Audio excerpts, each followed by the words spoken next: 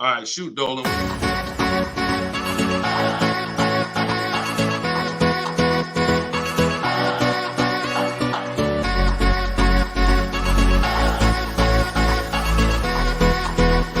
The worst possible thing you could say when you walk into a car dealership. I spent 5 years with Mercedes-Benz, 5 with General Motors, and the worst thing a person could say when they walk in is, if you could just get me to this payment, we got a deal.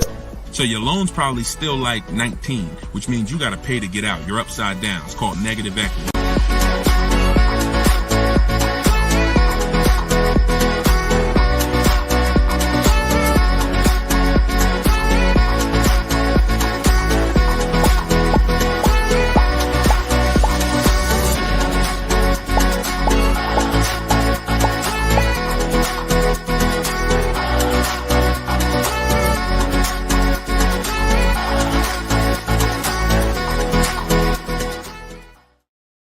What's going on, everybody? We are officially kicking off episode 1 of Car Shopping Questions and Answers. I am your host, Deshone the Auto Advisor. We're going to do this show for about an hour. I'm excited to get really down into the nitty-gritty of showing you how you can buy cars, lease cars, and get below market prices. And if you don't know me, I spent 14 years in the car business, 5 with Mercedes-Benz, 5 with General Motors. And now what we do is we devote our time and our energy into teaching you how to car shop with strategy, how to understand the things that you haven't been taught to understand. So we do rapid fire Q&A. And no matter where you're at, I want you to start typing your questions. We're live on 4 platforms right now. And this whole broadcast is going to be sponsored by my new book. It's a digital book. It's called Cars from Home: 7 Steps to Saving Time, Money, and Avoiding Dealerships. There's a link in every single post so you can get your copy at 75% off for the next 30 minutes. But while we're here, let's go deep. And everything I'm going to be teaching you is going to be out of my book. And all of your questions are going to be answered in one of our 7 steps. So start typing your questions. I got my man Dolan in the background. I see a lot of people on TikTok, but I don't see the questions coming in on TikTok yet. And TikTok, y'all usually are the ones that send the questions the fastest. So let's get these questions up. And so Dolan can start loading them onto the show and we can get down to business. So Dolan, kick us off when you're ready. 75%. Yes, 75% off is today, SS. That's from YouTube. Yes, you can get it for the next 30 minutes. It's normally $97. But it'll be in your inbox in about 30 minutes, in about 5 minutes at 75% off. So let's go, Dolan. When you're ready, if we've got the first question, let's kick it off. Okay, this one's from YouTube. Hello. Thank you for all your advice. We're looking at the car on Copart, and it was a salvage title. What is your experience with these types of auctions? So I don't get into teaching about salvage titles. I'm going to tell you why. I consider that to be like foreclosures. I'm not telling you that there's anything wrong with these cars. What I am saying is they're like foreclosures in real estate, which means you should be learning from someone who actually lives that life every day, because there are many risks. When a normal person starts entering into a high risk market, the rewards could be high, but also the risks are high. So I would tell you to find someone who's buying salvage titles, buying at auction, and learn from that person. Okay, go ahead, Dolan, shoot the next one up. Okay, this one's from Instagram. I got a lease with Nissan, not looking to go back to Nissan. Should I buy it out and then trade the vehicle in for what I want? This is a great question. First of all, can everybody hit the share button? And if you're on TikTok, can y'all just start tapping the screen and light this up? Because we want to set people free, and it takes all of us to do this. It takes the people who are committed to this mission. You want to save money. You also want your friends to save money. Tag somebody. They'll thank you. So this is a great question. The only time it makes sense financially to buy a lease is when you're keeping it another 8 years. I'm going to tell you why. I'm teaching something called the 8-year rule, because what you guys have to learn is the unseen expense. The unseen expense is depreciation. That's the expense you haven't been taught to see. You haven't been taught to focus on it. It's depreciation. That's the reason why when you buy a car today for $30,000, tomorrow, if you tried to sell it, it's not worth 30,000 anymore. It's worth 25. It's worth 24, whatever. That's depreciation. So when you keep your car long term, your car's value goes down like this. But when you keep it long term, the depreciation starts to level out. When you buy your lease, all you're doing is buying a pre-owned car. That's all you're doing. Yes, it's a lease that you had, but you have to start seeing it as it's just a used car. So you want to ask yourself, should I buy a used car and then turn around and sell it? That's what you're talking about. Now, Coach Mojo, we don't buy leases. What we do is we see if we can sell them for a profit. If you didn't know you could sell a lease, I want you to type a 1 in the chat. We're going to be peeling back a lot of things you're going to discover as you listen and you stay in this community. You can sell a lease. Most of you have heard of the term lease with the option to buy, but you're not familiar with lease with the option to sell. You have those rights no matter what. 9 times out of 10, we're going to exercise our option to sell. And how you sell, there's 3 ways to sell. There's 3 different types of what I call an equity assessment. This is step 2 in my book. You must do an equity assessment. If you have ever dropped your lease off to a dealership and you haven't done this, then you could have given them thousands of dollars without knowing. So what you're going to do is do an equity assessment by calling the bank, finding out how much you owe. You want to get your payoff. That's going to tell you, let's say it's $18,500. That's your customer payoff. Now what you want to do is you want to see who will pay you more than that, or at least that amount. And we don't go to dealerships for that. We go right online. This takes 20 minutes to do. We're going to go to CarMax.com, Driveway, Carvana, Kelly's Blue Book Instant Cash Offer, AutoNation, and Car Guru Sell My Car. This is going to get us 6 offers, cash offers. See, our cars are not worth what an algorithm tells us our cars are worth. Our cars are worth what a person is willing to pay for today. And when you see those numbers, that's going to tell you if you have equity versus not having equity. So the short version of your question is, Coach Mojo, you shouldn't be buying your car unless you're planning on keeping it another 8 years, because we teach something called the 8-year rule, which is if you're not keeping your car 8 years, you're not going to outlive the depreciation drop in value.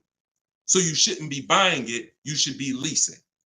And I know a lot of you probably, oh, well, Deshone, I was taught never lease. I was taught don't lease. I was taught don't lease. Well, you're going to find out the more you stay here, as you just dive in to financial numbers we go over, you're going to see that that's bad advice.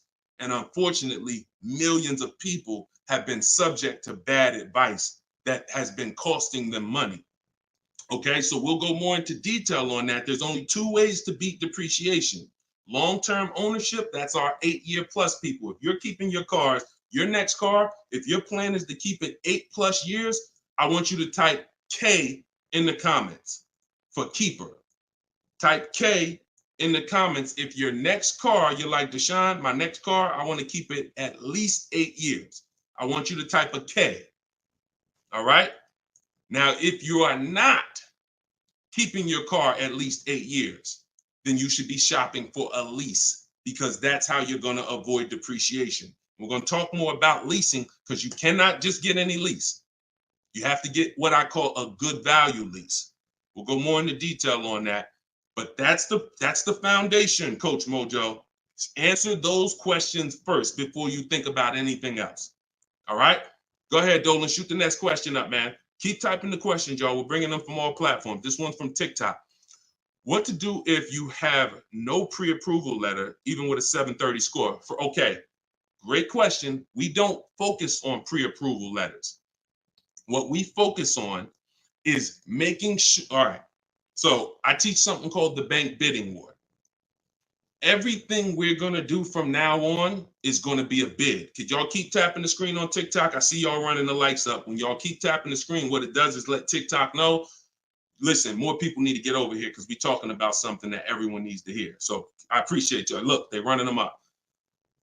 What to do if you have no pre-approval letter. So we were taught always get pre-approved. But here's the problem. People got onto it. Whenever we do something and the public starts moving in a way, the big companies adjust to it and they find a way to infiltrate it. Most of the companies that you're trying to get pre-approved from, that I'm trying to get pre-approved from, their goal is to isolate us. Something called restricted pre-approvals. I'm gonna tell you what a restricted pre-approval is and why we stay away from them. A restricted pre-approval limits where you can shop. We'll approve you, but only to shop with Carvana. We'll approve you, but only to shop with our dealer network. We'll approve you, but only to shop with a drive time dealer. Because a pre-approval is the whole purpose when you learn how we shop, which is to shop wide. When you start seeing to shop wide and get multiple offers and see the entire 100-mile radius within where you live as a huge market where people are competing to sell you a car, you'll start seeing why we never want to deal with a restricted pre-approval. So what we do is we use something called the bank bidding war. The only way, how many people have asked themselves, did I get the best interest rate? Type dollar signs. If you've asked yourself ever, you bought a car and you said, did I really get the best interest rate? Type a dollar sign if you've wondered that. See, the only way to get something we call price assurance, which is to guarantee. See, these are powerful words that I want you to add to your vocabulary when you're car shopping. We need to guarantee that we got the best interest rate. How do we do that? Getting bids. Experian wrote an article. They allow you to have multiple lenders pull your credit with a hard pull and compete and give you rates within a 14 to 45 day period. Now, don't ask me why they say 14 to 45 days. That's the window. I'm going to teach you how to do it in a way where it'll only take you 2 days and you're going to let tons of people run your credit and you're going to guarantee you got the best rate and it's going to weigh on your score like one hard inquiry. So if one hard inquiry would have dropped your score 9 points, natural. We buy a car, a hard inquiry is going to drop our score. That's natural. But we're going to get 20 hard inquiries and it's going to drop our score the exact same way. This is how it works. You do not let anyone run your credit under any circumstances until after you find your car. In my book, I have something called the Perfect Budget Calculator. I created this tool. What it does is it's going to tell you, it's going to give you multiple goals. It's going to tell you exactly what car you can afford. It's going to tell you how to be under your max monthly payment. And you put everything you want to put in, what your max monthly payment is, we use the standard interest rate. So whatever the interest rate is at this time, we use that. Budget. The only purpose for a pre-approval is to budget. Think about some of you who are homeowners. The only purpose in getting pre-approved was to budget so that you can go buy your house, right? You with me? That's the only purpose. If we don't get pre-approved, we don't know how much we could afford. So when we do, what we do is we take the average interest rate, and that's what we're going to use to estimate our payments. This is in my book. See, I created technology. So some of you are saying, Deshone, is this just a book? No, it's not just a book. I have links in there. I have links to videos in there. I have platforms that I've created and calculators and tools that I created that I wish I could refer to you. No, but they're only in my book. So you can get the book. I'm going to teach you how to do things the manual way. Some things you could say, Deshone, I could do that manually. But if I'm telling you about a tool I created to use so that it can budget for you, then the only way to get it is to actually get my book. You can get it for 75% off in my TikTok bio. You can get it in my Instagram bio. You can go to deshonesbook.com or you can scan the QR code and get your copy for 75% off for 30 minutes. But when you budget, you know exactly how much you can spend on a car and you go find your car under that budget. The Perfect Budget Calculator is going to give you multiple goals. See, here's the problem. When you go out shopping for a car, you notice how you have a budget in mind and you typically tend to go over it. You say, I don't want to spend any more than $500, or I don't want to spend any more than $30,000. But you usually end up going over it because you don't factor in tax. You don't factor in how long the loan, you don't factor these things in. Okay, well, how much? They said I'm pre-approved for $30,000, but what does that equate to in a monthly payment? It's broken. It's a broken system. When we go out, we find the car we're looking for. That's when we are going to now let people run our credit. Never before that. We go out, you find your best deal on a car. That's when you come home and you let multiple people run your credit and fight it out to give you an interest, to give you a loan. See, because if you open up, if you let people run your credit before this, now they're going to give you a time limit. So even this is all answering this young lady's question about pre-approvals. The reason why they're garbage is because if it's a hard pull, they're garbage, because now they've started that window that I told you about. You got 14 to 45 days and it starts to count down. Now you're trying to rush and find a car. Some of us, it might take us 3 months to find the best deal on our car. If you got a pre-approval and the time is expiring, you're shopping with your back against the wall. Second reason it's garbage is because once they give you a pre-approval, you are now tied to them and you don't have the opportunity to bid, and it's just garbage. So do what I'm telling you to do. When you find your car, that's when you're going to come home and you are going to now let people run your credit, and then you are going to let the dealer see if they can beat it. See, this is a must. I know you may have been taught, oh, I don't let that dealer run my credit. No, make them compete. The bad part is when a dealer is trying to give you an interest rate when you have no offer. That's bad. But when you have an offer, that's when he's trying to beat it. And that's a very different thing. You tell him, hey, I got 7.2 from whatever bank. That's the best offer I got. Okay. Now that dealer goes to work with their 7 to 12 bank. Hey, listen, can we beat this? And when he calls you, he's going to tell you one or two things. Hey, good news. I was able to beat that interest rate. In which case, you what? Guarantee you got the lowest interest rate. Or he's going to say, listen, I tried my best. I talked to every bank I got. Nobody could beat that rate. In which case, what? You still what? Guarantee you got the best interest rate. So the only way we're going to be able to do that is with bids. We're going to stop negotiating. We're going to start making people bid. That's what we're all about here. Go ahead, Dolan. Shoot the next one up.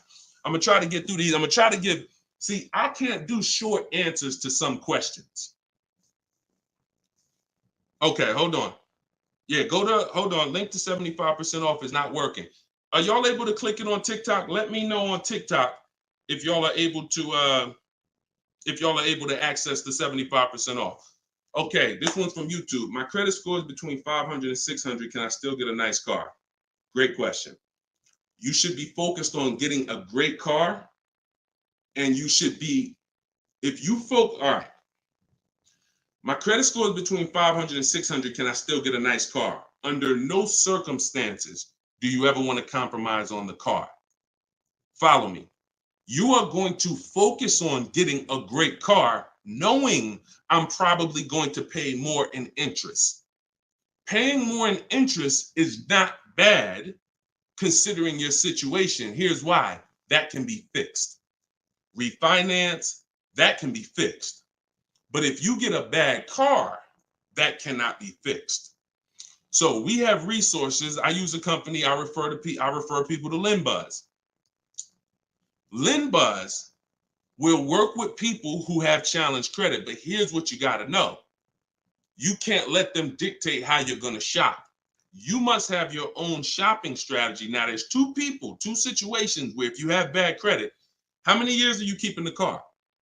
That's the question. If it's 8+ years, then no problem. I'm going to get the best car I can find. I'm going to pay a little bit more in interest, but as soon as my credit's good, I'm going to refinance that loan. Problem solved. Second person is Deshone. I'm not keeping my car 8 years, but I need a car now. Perfect. You should be trying to set yourself up for a lease in 2 years, in which case you want to get the least expensive car that you can get a loan on. $10,000, $12,000. You're going to use that perfect budget calculator, or you just want to say $10,000 to $12,000. You're going to try to find a car in that range. I'm going to tell you why. In 2 years, when you go to trade out of that car, if you go and buy yourself a $20,000, $30,000, $40,000 car, you're going to have a bunch of negative equity. And what that's going to do is that's going to stop you from getting a lease. This is what people do. Oh, Deshone, I couldn't qualify for a lease, so I'm gonna go out. I want to get that Dodge Charger with the big engine in it because I can't sacrifice for 2 years. I can't be out here looking like I don't have a nice car. Problem. I can't help you. But if you're willing to say, because I'm going to tell you why. I'm going to tell you why. When you get that Dodge Charger, you usually forced your way into it, bought an older one, paying a high payment, high interest. So in 2 years, when you think you're going to trade out of it and go lease, you're going to have a hard time because the negative equity is going to be so severe. And when you have that $600, $700, $800, $900 car payment, chances are you might miss one of them.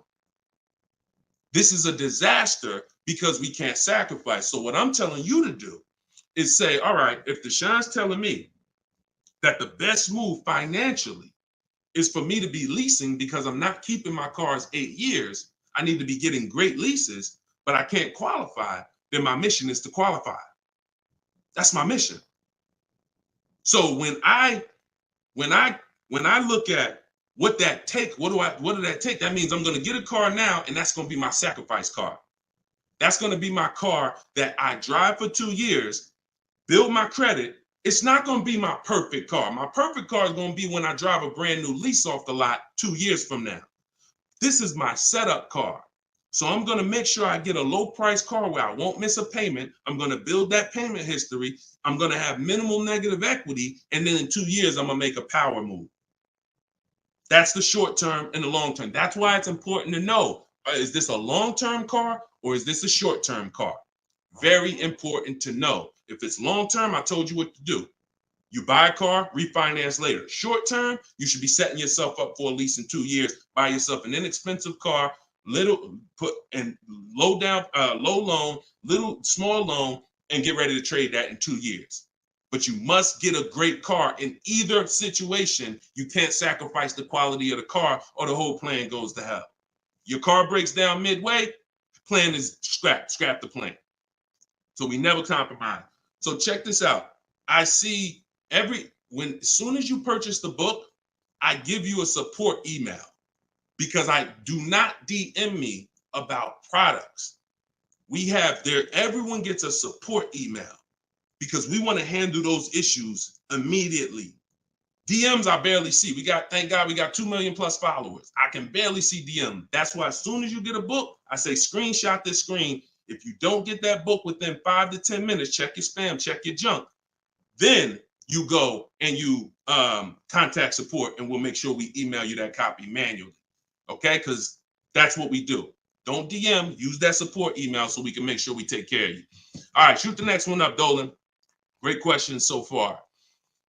What would dealers try to sell you a car that has issues? Don't sign up for these answers. That's why does the sun rise in the east and set in the west? Some questions are not worth trying to answer. Just plan accordingly and move accordingly, knowing these things are. If the people who are supposed to be taking care of you with cars are not educating you, are not moving with integrity, then you better be educated. Remember that. If the people who are supposed to be taking care of your money, when you come to buy a car, lease a car, that's a $10,000 to $100,000 transaction, some of you. If those people are not moving with integrity, and you cannot guarantee that, a smile doesn't guarantee that, talking nice doesn't guarantee that, you better be educated. And the people who are going to move like the way we're going to move, the way you're going to move if you're listening to this, the way you're going to move if you have my strategies in my book, the way you're going to move when you learn how to car shop online and make people bid, you're going to be educated where no one can take advantage of you. You're empowered. You're the one in control. You're the prize. You're the one people are competing with to earn their business. And that's what I want for you. All right, go ahead, Dolan, shoot the next one up. This one's from Facebook. I'm about to begin the process of buying a car from a dealership. They're offering me a lowered payment if I go with one of their lenders. Are there any ways to save on this deal? So have you gotten bids? See, look, you were programmed to be loyal to dealers.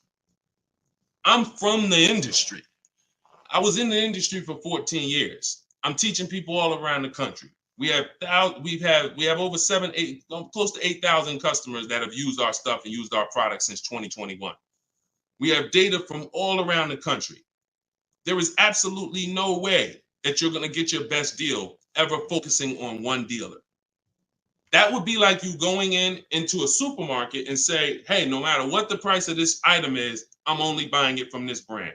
Or you saying, oh, I'm going to buy a TV. No matter what I'm just going to walk into Walmart and whatever the best price on the TV is that I see, I'm just going to take that. I'm not going to look online. I'm not going to look on Amazon. I'm not going to look on Best Buy. I'm just going to walk into one store committed to try to get a deal with that store. That's the same thing you're doing. Could y'all keep running the likes up on TikTok? Keep tapping the screen. If you're getting value out of this, I appreciate it. We don't do that anymore. That is a recipe. And look, I'm going to tell you something, and I hope you don't take offense to it. Our grandparents shopped like that. In what way in 2024, 2025, almost 20 years, 30 years after the internet's being invented, you're still shopping like our grandparents shopped? Does that make sense? It makes sense when you're like, yeah, Deshone, that's what I'm doing. But it doesn't make sense in the grand scheme of why am I doing this? It's because that's what you were taught to do. That's why I represent unlearn, relearn. You can't win with what I teach unless you're willing to scrap all that bad knowledge. We don't buy from one dealer. 3 transactions that people have been, I'm going to break this down real quick in literally a second so y'all understand. There's 3 that you've been taught to give to car dealers. 3. Buying your car from them is one transaction. Who you get your loan from is another transaction. Who you sell your old car to is a 3rd transaction. And many of you have been taught to give the dealer all 3. Meanwhile, there are people who only want to give you a loan. They don't sell cars. They want to compete for your loan. There's other people who want to buy your old car. They don't sell cars. They want to buy your old car.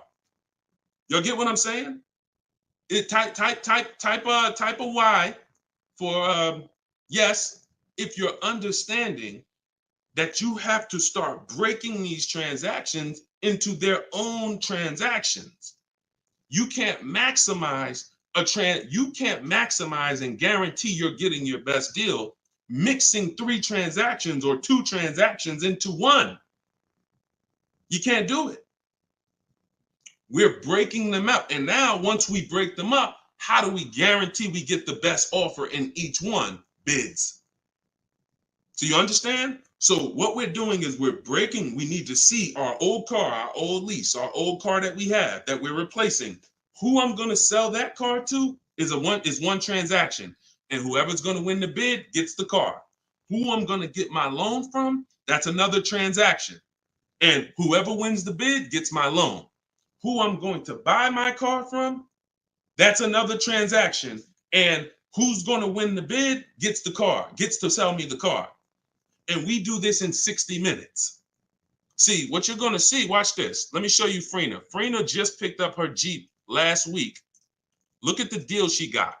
This is why you're never going to get these deals walking in the dealers. You're never going to be able to guarantee your best deal walking in the dealers. You're going to sit at home and be in control. Look at Frina's deal.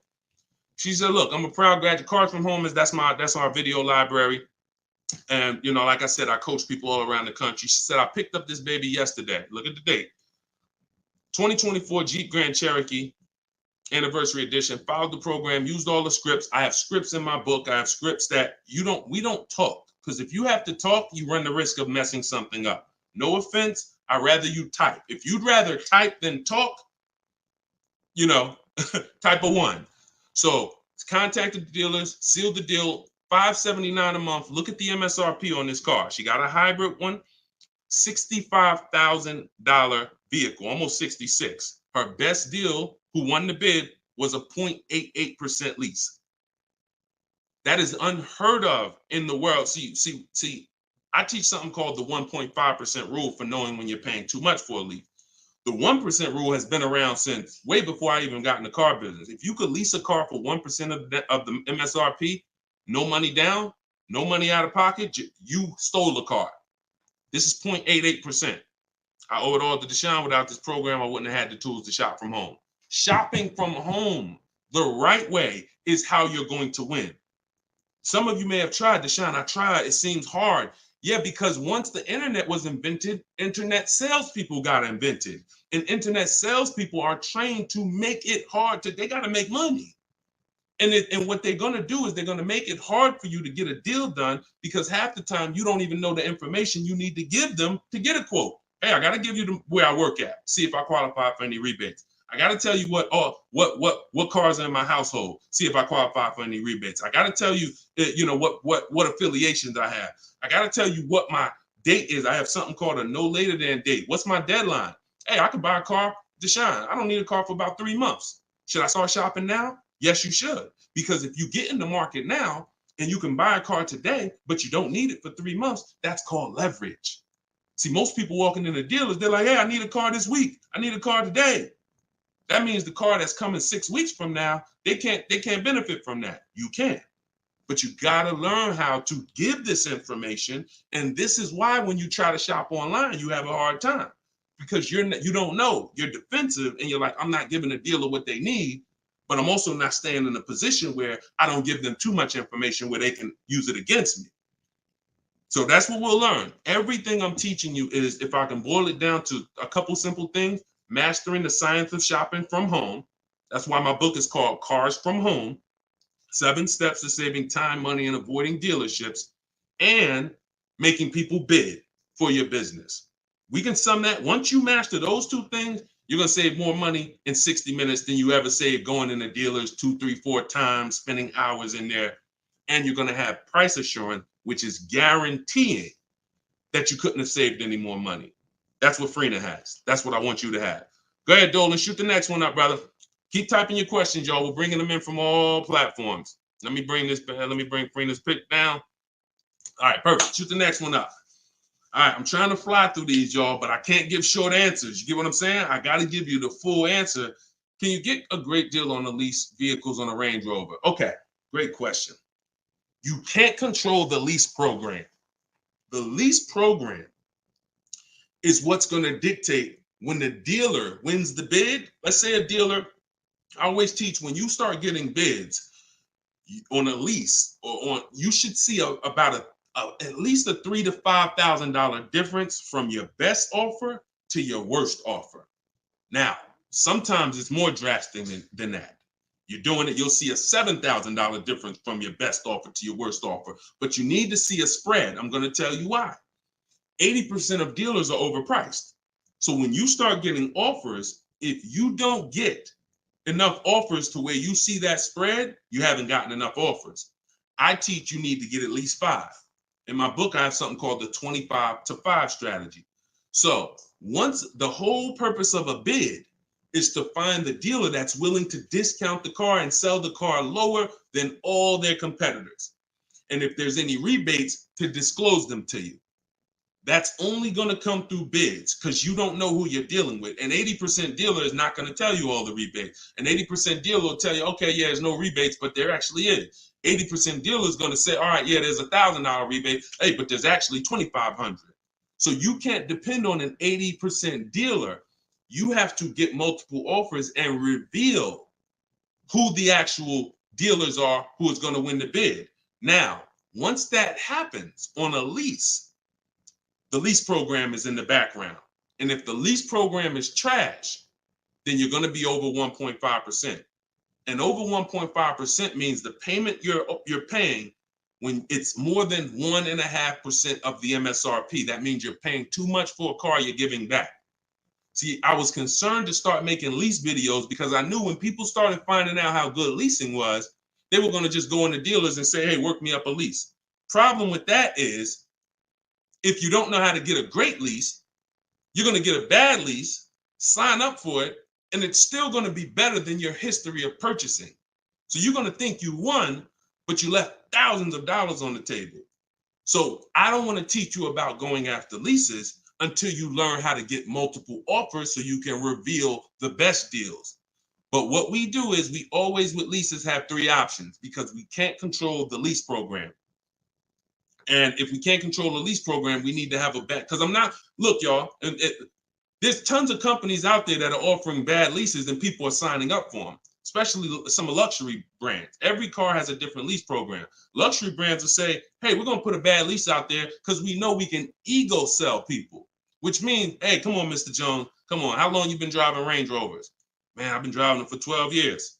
All right, well, come on. You really gonna leave Range Rover over a couple dollars? Yeah, but I mean, the lease seems kind of high. It seems like, I'd be better off buying the car. No.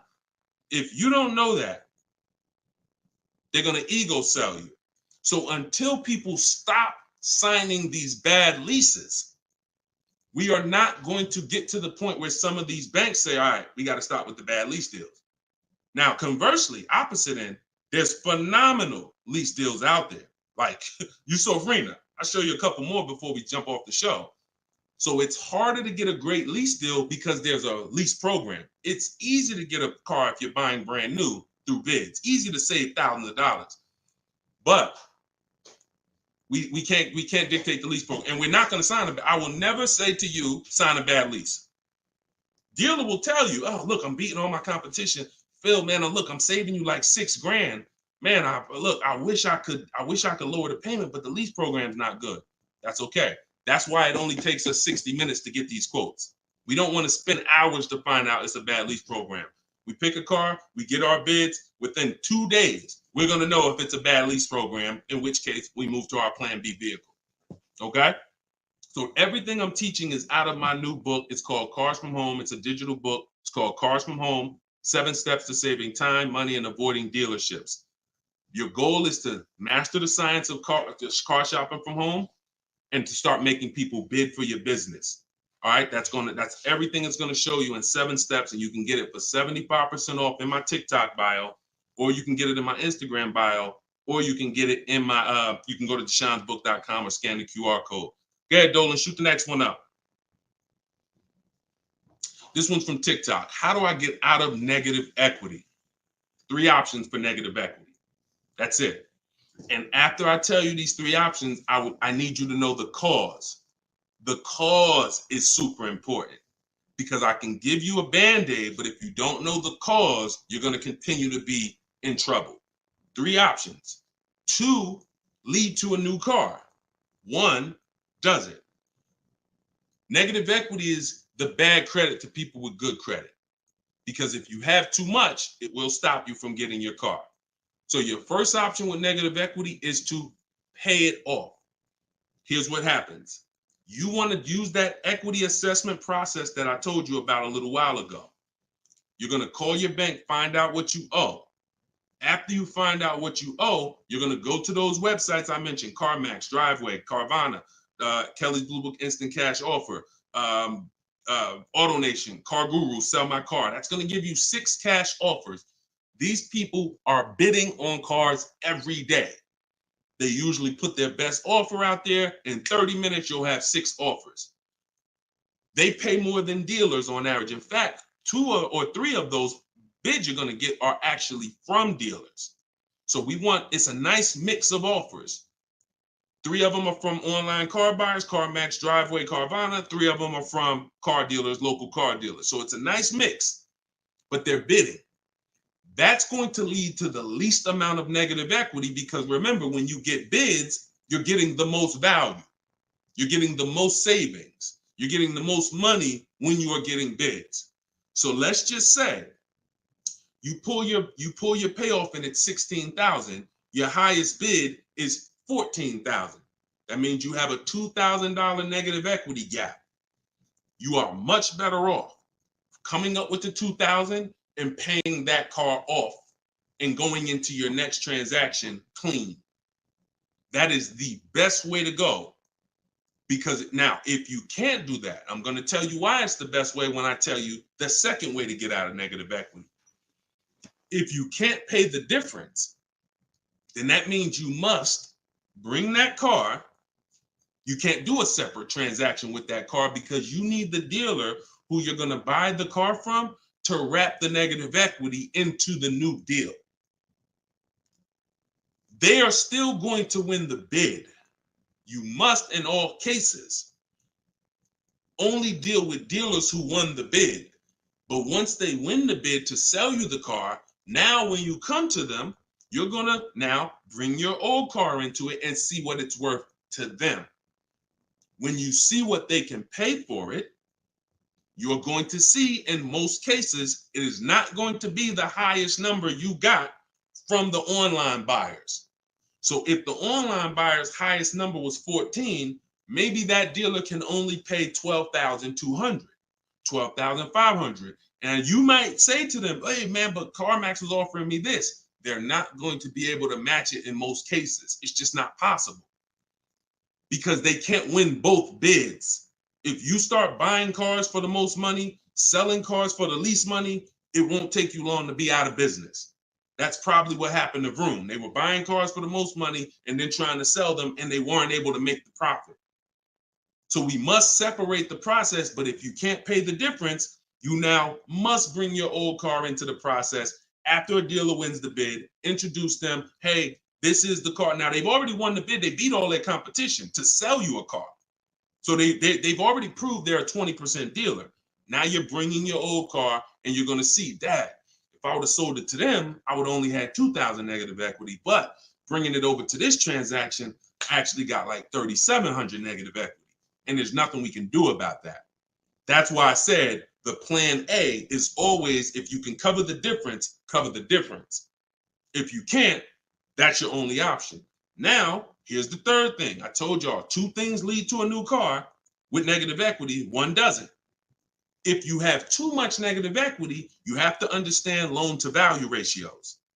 Loan to value ratios have nothing to do with credit scores. That's why I call negative equity the bad credit to people with good credit. When you bring your negative equity over, the bank is only going to lend a certain percentage above the price of the car. So if the price of the car is 30,000 and you have good credit, the bank might only lend 36. They might only lend 20% more, 25% more than the price of the car. So if you're coming over and you're trying to do a no money down deal, which is what we do, we shop with no money down. If we can make no money down deals and we can get the car payment to where we want, if we can get the whole deal to where we want with no money, that's what we do. It's different when interest rates are higher. We typically put more money down to avoid paying more high interest. But when it comes to us shopping, we always shop with no money down. So if you're trying to do a no money down deal and you are trying to bring all this negative equity over and trying to not just finance the price of the car, but the tax, the fees, and negative equity, you run the risk of blowing out the loan to value ratios, in which case you're not going to be approved. You could have a 900 credit score. They're going to tell you you got to put money down because you can't finance all that negative equity. So it depends on how much. And if that's too high and you can't put down money to actually make a difference, then you're going to need to stay and pay down that car for a couple more months or even maybe a couple more years to lower the amount of negative equity. So that's how you get out. That's all in my book. 3 ways to get out of negative equity. But what you got to know is the cause. Only legitimate reason for negative equity is because you had an emergency and you had to switch cars. Now, if we go by things that can be prevented, like Deshone, I bought a car, it's breaking down. Well, that means you bought the wrong car. We can prevent that with knowledge. Now, if you say, Deshone, I just wanted a new car and I switched it, that's costing you. And because you don't understand leasing, see, 90% of the time, 10% we give to emergencies. Deshone, man, I had a sedan, then I had twins, I had triplets. I need to get an SUV. I got to switch the car. Understood. Legitimate reason. Switch the car, stay in it long term, pay off, and keep the car. But 90% of the time is you don't understand leasing. And you buy your cars, you take out 5, 6, even God forbid 7-year loans, you switch these cars in 3 years, 4 years, you always have negative equity and you're overpaying by thousands of dollars. That's the cause. That is the cause. I've been doing this since 2006. The reason for most people, most of your negative equity is because you haven't learned to lease yet and you're buying cars, but you're a short-term person. All right? And the more you stick around here, the more you'll understand why that's a mistake. If you get my book, you'll understand, oh, I've been doing this wrong. Now, I was taught this. I don't blame you. You were taught that. But when you learn, when you do better, when you know better, you do better. And that is my goal, is to make sure you know better. My pleasure, Reggie. You said thank you for everything. My pleasure. Absolutely. Everything I'm teaching y'all is out of my new digital book, Cars from Home, 7 Steps to Saving Time, Money, and Avoiding Dealerships. You can get your copy for 75% off as part of our launch in my TikTok bio, in my Instagram bio, or you can go to deshonsbook.com. There's a link in the comments, or you can scan the QR code if you're watching us on the television, and you can get your copy for 30 minutes. Once that timer expires, book goes back up to $97. So get your copy before the timer runs out. Go ahead, Dolan, shoot the next one up. All right, this one's from YouTube. Appreciate all of your content. Thank you. We are looking to buy our teenage daughter her first car. Is there any downside to purchasing outside of a name franchise dealer? No, if you do your due diligence, because there's 100,000 plus used car dealers in the country. Let's assume 80% of them are trash. As long as you are sorting, when we shop for used cars, and you want to ask yourself the 8-year rule question. If you're not keeping this car, if you don't think your daughter's keeping this car 8 years, then you should be shopping for a lease for her. Now, if you say the only difference, there is one exception to the 8-year rule for those of you who are buying inexpensive used cars. $10,000 used cars, $7,000 used cars, that's different. That's different. I call these smart cars, not the little smart cars. It stands for saving money at the right time. So if you're buying these cars, my brother does this. He buys pre-owned cars. He gets them $10,000, $7,000, $5,000, and he drives them. He pays very little money. Sometimes he sells them and makes a little money. That's different. But the mainstream cars, if you're not keeping them 8 years, $15,000, $20,000 used cars that you're buying, you're going to see the 8-year rule is the gospel. You should be buying cars if you're keeping longer than 8 years. You should be shopping for aggressive leases if you're not keeping 8 years. So let's assume you're going to keep this car 8 years. When we are buying from used car dealers, y'all, we are absolutely shopping 100-mile radius, at least. That's usually where we start. And then we're going to search, and we're going to narrow down based on title history, based on service records, based on accident history. And then we need to verify that the price that they advertise online is legit, because there is something going on right now. It's been happening for a few years. They know you're looking for online prices. So what they do is they put a price online that they don't intend to honor. So the first thing, so we narrow it down based on those things. And when we get to this final step where we got our top 3, top 5 choices, we need to see who's going to do bogus fees, who's going to try to hit us with bogus fees, in which case we eliminate them. And then we narrow it down to the best one. And we need to pull the original. Listen, who's going to be buying a used car? I want you to type a U. If your next car you're keeping for more than 8 years is going to be a used car, type a U in the comment. In the comment section. Or if you've purchased a used car in the past, type a U in the comment. Type a U in the comment. Okay, Snowman, I see you. Felicia, I see you. Miss Bambi, I see you. Reginald, I see you. Okay, so we got a lot of people. Okay, all right, we got a lot of people who are going to be buying a used car or have bought a used car in the past. What I just told y'all is how we're going to talk about how we're going to get a quality used car. Plus, I do something, step 4 in my process is we have to do a longevity check. Some of these cars have data that shows they don't last more than 80,000 miles before the transmission goes out. If you don't know that, then there's nothing you can do but be surprised when the transmission goes out at 78,000 miles. So we always want to do a longevity check on Google. We search these things. But the other way, what I just told y'all is how we make sure we're getting a quality car. Accident, title history, service records, accident history. But when it comes to now the value, Deshone, how do I make sure I'm actually getting a great price? How do I make sure that the car I'm buying is the best price in the market? We need to know the original price of the car. We need to know what the car was brand new. Because what you've been taught is to focus on what the website tells you. Is this a good deal? Great deal, below market. Because websites, their job is to be accountable to the people paying them. And if they were telling you that this car that you're looking at for $30,000 was originally $38,000, and it's actually only being discounted $8,000 from when it was brand new. If they were telling you that, then no one would be buying those cars, in which case no one would be paying them to list their cars on those websites. So they're not accountable to you or me. They're accountable to who pays them. So we find out through the window sticker what the original price was. Carfax has agreements with some brands where they will actually give you the original window sticker, but we must get the original window sticker. And when we get the original window sticker, that's going to tell us the discount with something I call the true value percentage. We created this.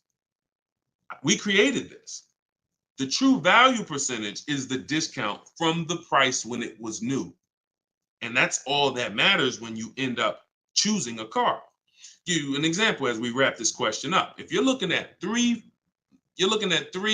Honda Pilots. You've narrowed it down to 3 Honda Pilots. They're all within $1,000, $1,500 of each other. One's $30,000, one's $30,500, one's $31,000. Similar mileage, similar title history, similar everything. We get stuck right there. We don't get stuck when we get the original window sticker and we see that one of those Honda Pilots brand new was $45,000. One of them brand new was $49,000. One of them brand new was $53,000. You see how immediately access to that information separated the value? They all look similar. Type dollar signs if you got that revelation. If you understand that just that bit of information.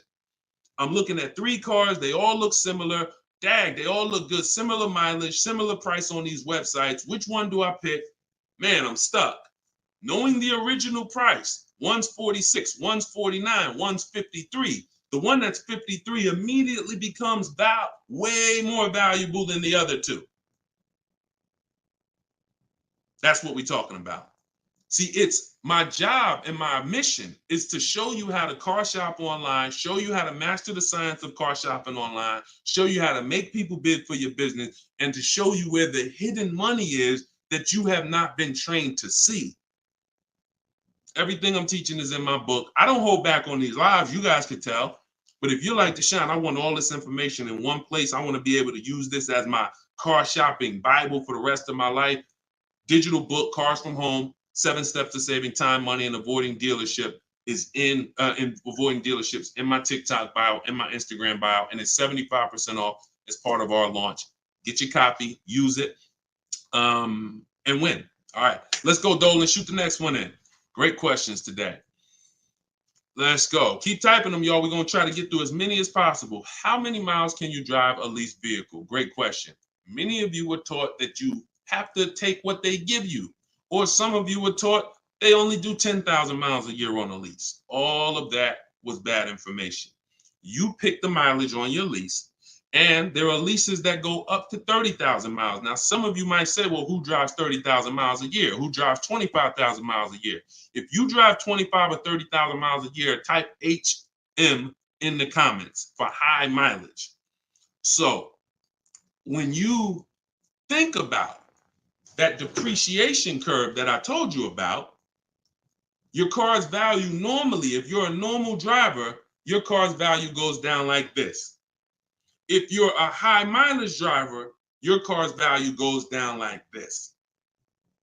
And so the mission is always to avoid the unseen. This is the unseen expense. I want you to always keep this in mind, because as long as you keep this in mind, buying versus leasing is going to be paramount to you, because you want to avoid this. If you're buying cars 2, 3, 4, 5 years, switching them out, you're switching them out when they're losing the most value. But long term, the value cools off, the depreciation levels out. You don't lose as much value over the years. Some of you have cars that's been outside for 8, 9, 10 years. That car is going to be worth about the same amount it's worth today, a year from now.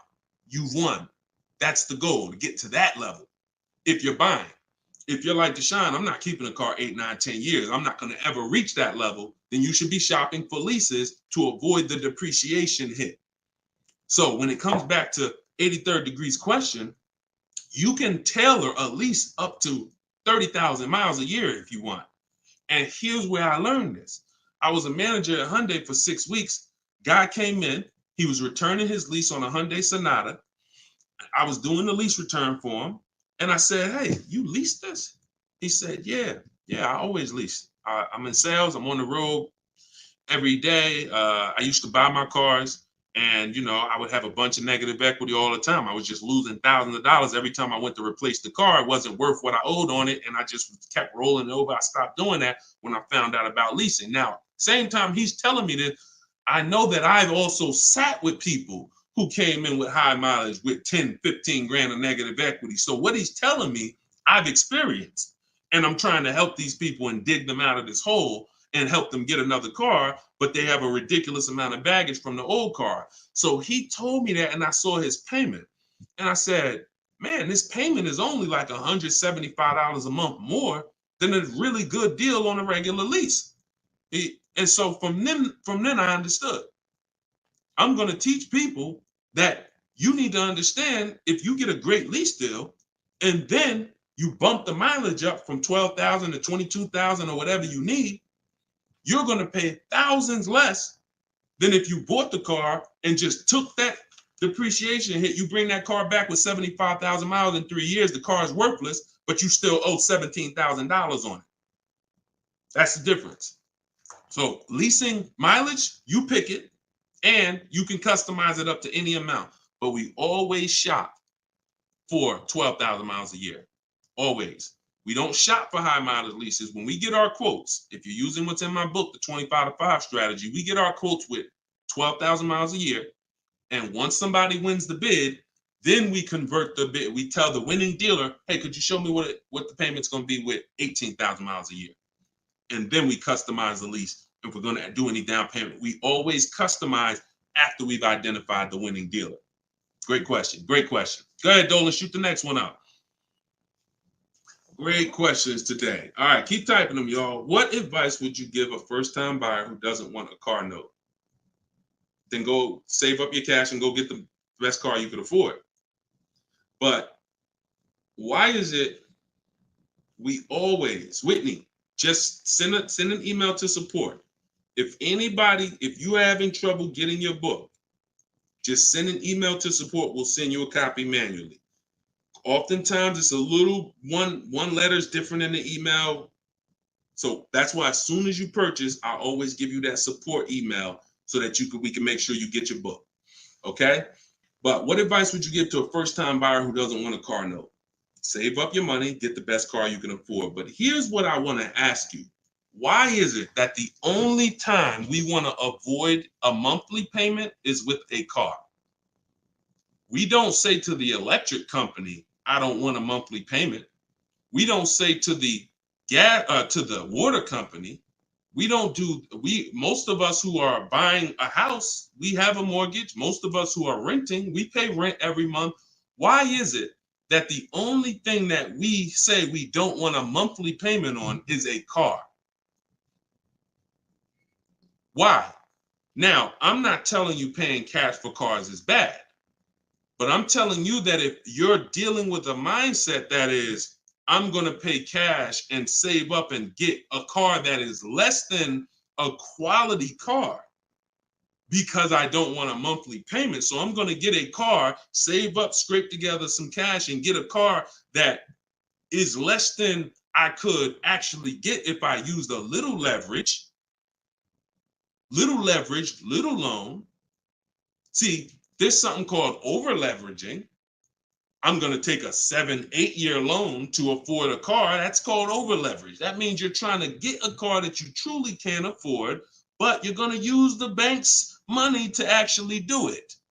That's over leverage. That's like going in and saying, hey, I'm going to get a 50-year mortgage because I don't want to buy a $300,000 house, $400,000 house. I want to buy a $600,000 house. So I'm going to get a 50-year mortgage so that I could afford the monthly payment. When you do this, there's, again, cash buyers. Nothing wrong with that. But I'm concerned with the mindset, the reasons why. Because the reason why it makes sense to pay cash is to avoid the interest if interest rates are high. 7, 8, 9%, you want to pay cash? Great. But there are people who come into the dealer. I was blessed to work in some very affluent towns, white collar and blue collar towns. So I had people making $30,000, $40,000 a year. I had people making $30,000, $40,000 a month. And what was interesting to me is those who were able to afford paying cash for the car could write a check, because when I would ask them, how are you going to pay for the car? They would ask me, well, what are the rates?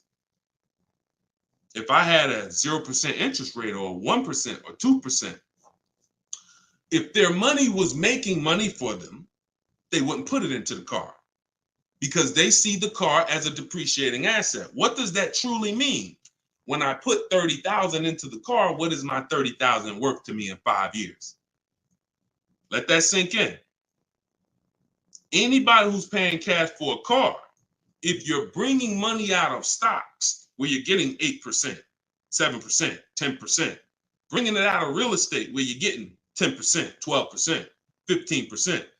When you put that $30,000 in a car, what's that car worth in 5 years, y'all?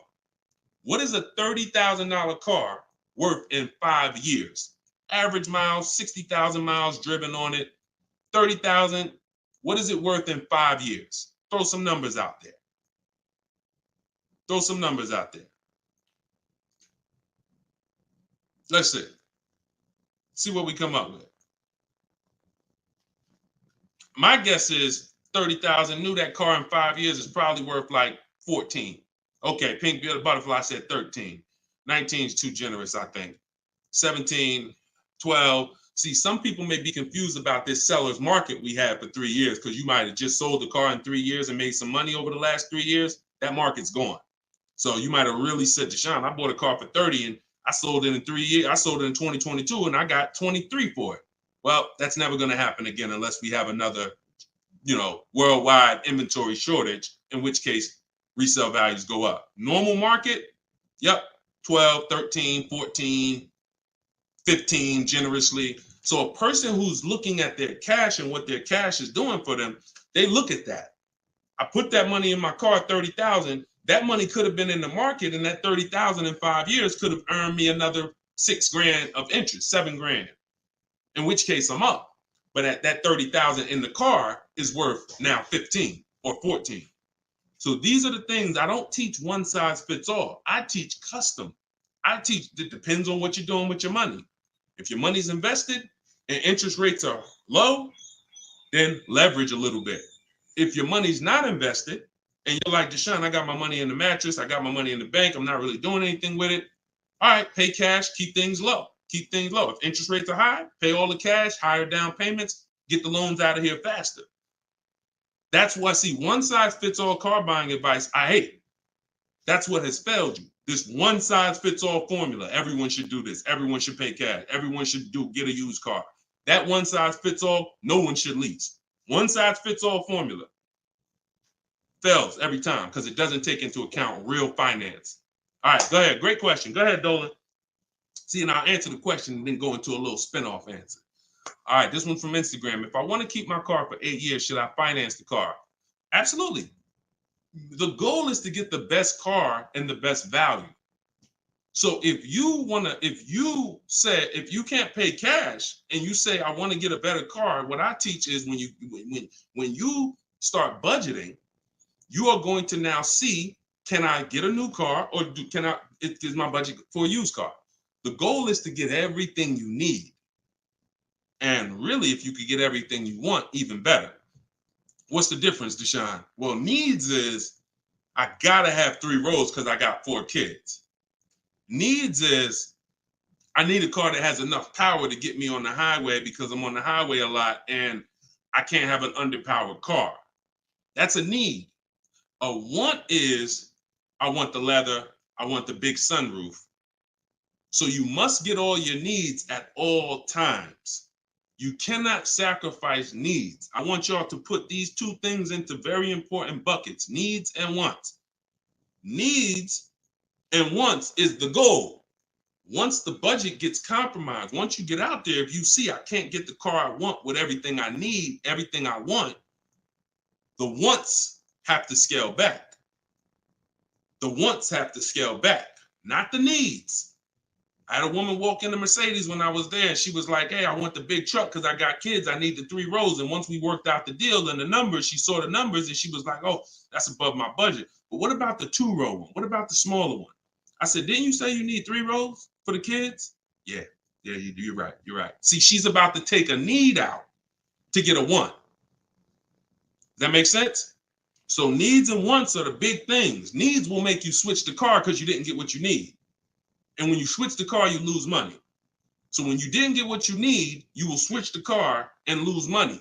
If you didn't get what you want, that's easier to bear. Needs is like from day one, this car is not doing what I needed to do. So we must get our needs first. And that's what we talk about. So then you choose, can I budget, get me a new car or a pre-owned car? And once you make that decision, you just go out and you're now shopping the market. I use, in my book, I have something called the multiple marketplace strategy. This is when we shop for used cars. We're on all the marketplaces.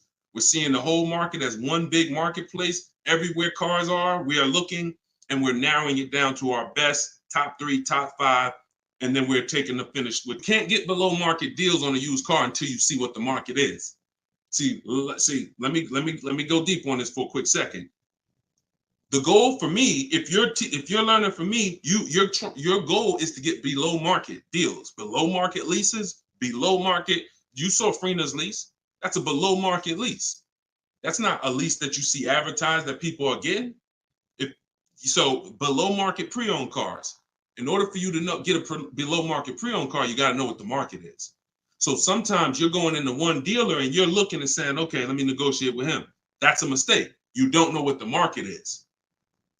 When you see the low side of the market on a used car, now you're able to see, again, if you're shopping the right way, there's always a spread because there's always people untrained who are going to pay the higher prices. They're going to walk into those dealers. They're going to go back and forth, take $2,000 off. They think they won, but you were negotiating with one of the higher price dealers. So because he took $2,000, $3,000 off, you think you won, but you were at the wrong dealer to begin with. So once you actually see the low side of the market, we zero in on that. And we zero in on that, and we look to take one of those deals across the finish line. Can't get below market deals if you don't know what the market is. That's why when we look at used cars, we're not looking to buy the first day.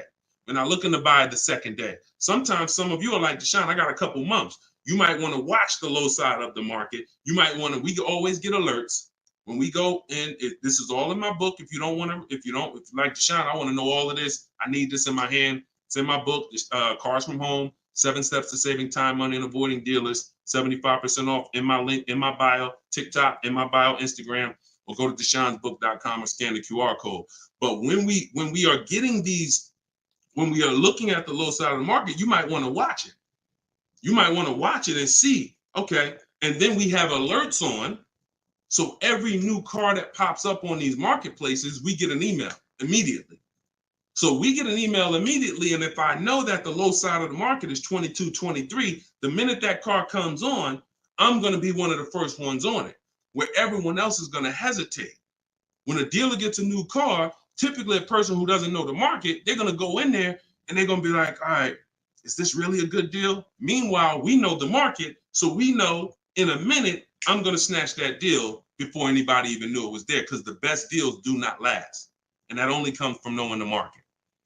All right, go ahead, shoot the next one up, Dolan. Great questions today. This one's from YouTube. What can I do to increase my confidence so I can negotiate more intelligently? Stop negotiating and start making people bid. Who's not a good negotiator? Type me. You're not a good negotiator. Type me in the comments. Not a good negotiator. Type me in the comments. Okay, that's most of you. And I'm a good negotiator, but you can't get guarantees being a negotiator.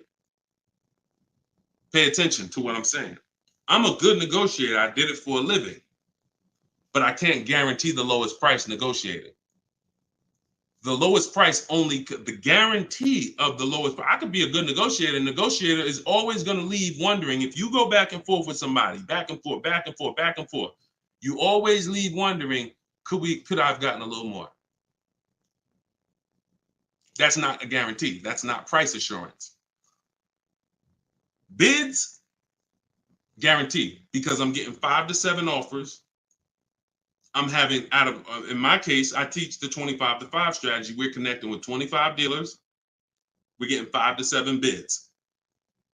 Whoever wins the bid, win. That means you beat 25 dealers to earn my business. That means I guarantee that I paid the lowest price and I don't have to talk. That's why in my book are scripts, online scripts. That's the one part that I can't teach you. I can't teach you. It's not that I'm holding back. I can't teach you what my scripts are that are copy and paste. When they say, hey, when can you come in? My script says, hey, well, I'm actually going to be handling my whole transaction online. Oh, actually, well, we don't quote online. Okay, that's not what other dealers are saying. Should I remove you from my list? See what I'm saying? When we're copying and pasting and we know what to say to everything they're going to type, now we move things forward. We keep it on our agenda. This is all in my book, in my video library. This is what the people who have learned from me for the last 3 years have been doing. That's why you see people like Frina. That's why you see people like Pierre, got himself. He came in, got a 22 CX5. Very big thanks to Deshone the Auto Advisor, educating and empowering me to control the entire purchasing process. The perfect budget calculator really helped me figure out what I could realistically afford. With the true value percentage, we talked about that earlier in the show. Everyone purchasing a used car, true value percentage is what we use to make sure we win, price-wise. I spotted the best deal, 6 similar listings, saved over 20% off the original MSRP. I also shop for my own financing. See how we break these transactions down? You see how he's breaking the transactions down? That's how we get bids in each category. Also, I shop for my own financing, got the dealer bank to match it.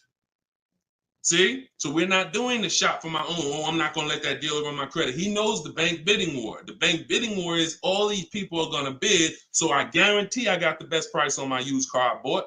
I guarantee I got the best loan because the dealer couldn't beat it, but they were able to match it, which means it saved me the time. I didn't have to go through that. And the dealer, see, we guarantee.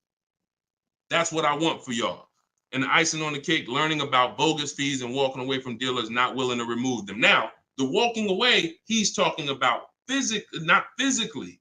He's talking about next, not physically, because we're home. We're not going into dealers walking away. Some of you said, Deshone, if I don't get a good deal, I just walk away. That means somebody wasted your time. And when you walk away, you still need a car. So you're not hurting the dealer when you walk away. Someone's going to buy that car, even if it's overpriced, and they're going to look at you and say, well, you still need a car, so it's really your loss. When you learn to do this while you're in your living room, you'll understand I don't need to walk away ever because I'm in control. No one's going to waste my time. And this only comes from mastering the science of shopping from home. That's why my new digital book is called Cars from Home, 7 Steps to Saving Time, Money, and Avoiding Dealerships. Go get your copy for 75% off. Use it. Everything is in there, from high mileage driving strategies to leasing to giving you a video to help you understand leasing. Some of you are like, Deshone, I was taught all my life never to lease. If that's you, type me.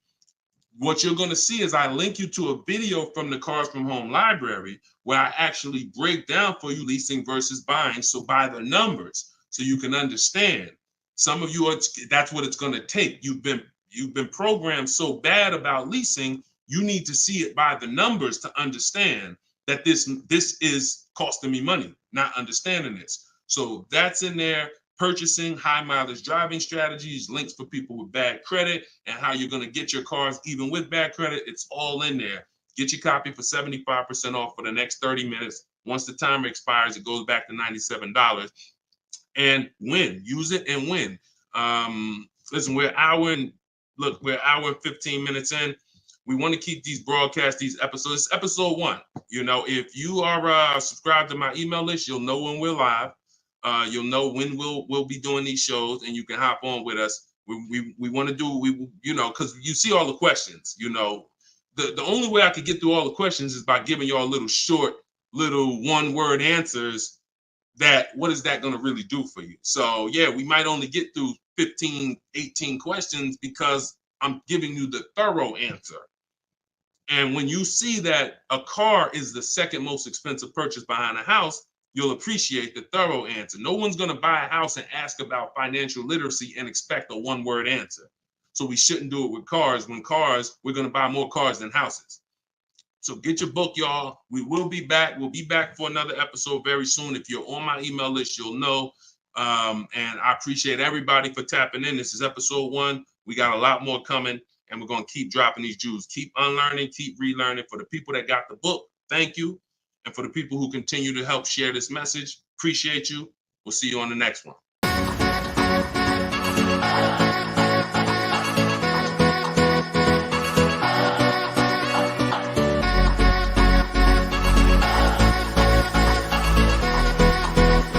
The worst possible thing you could say when you walk into a car dealership. I spent 5 years with Mercedes-Benz, 5 with General Motors, and the worst thing a person could say when they walk in is, if you could just get me to this payment, we got a deal. So your loan's probably still like 19, which means you got to pay to get out. You're upside down. It's called negative equity.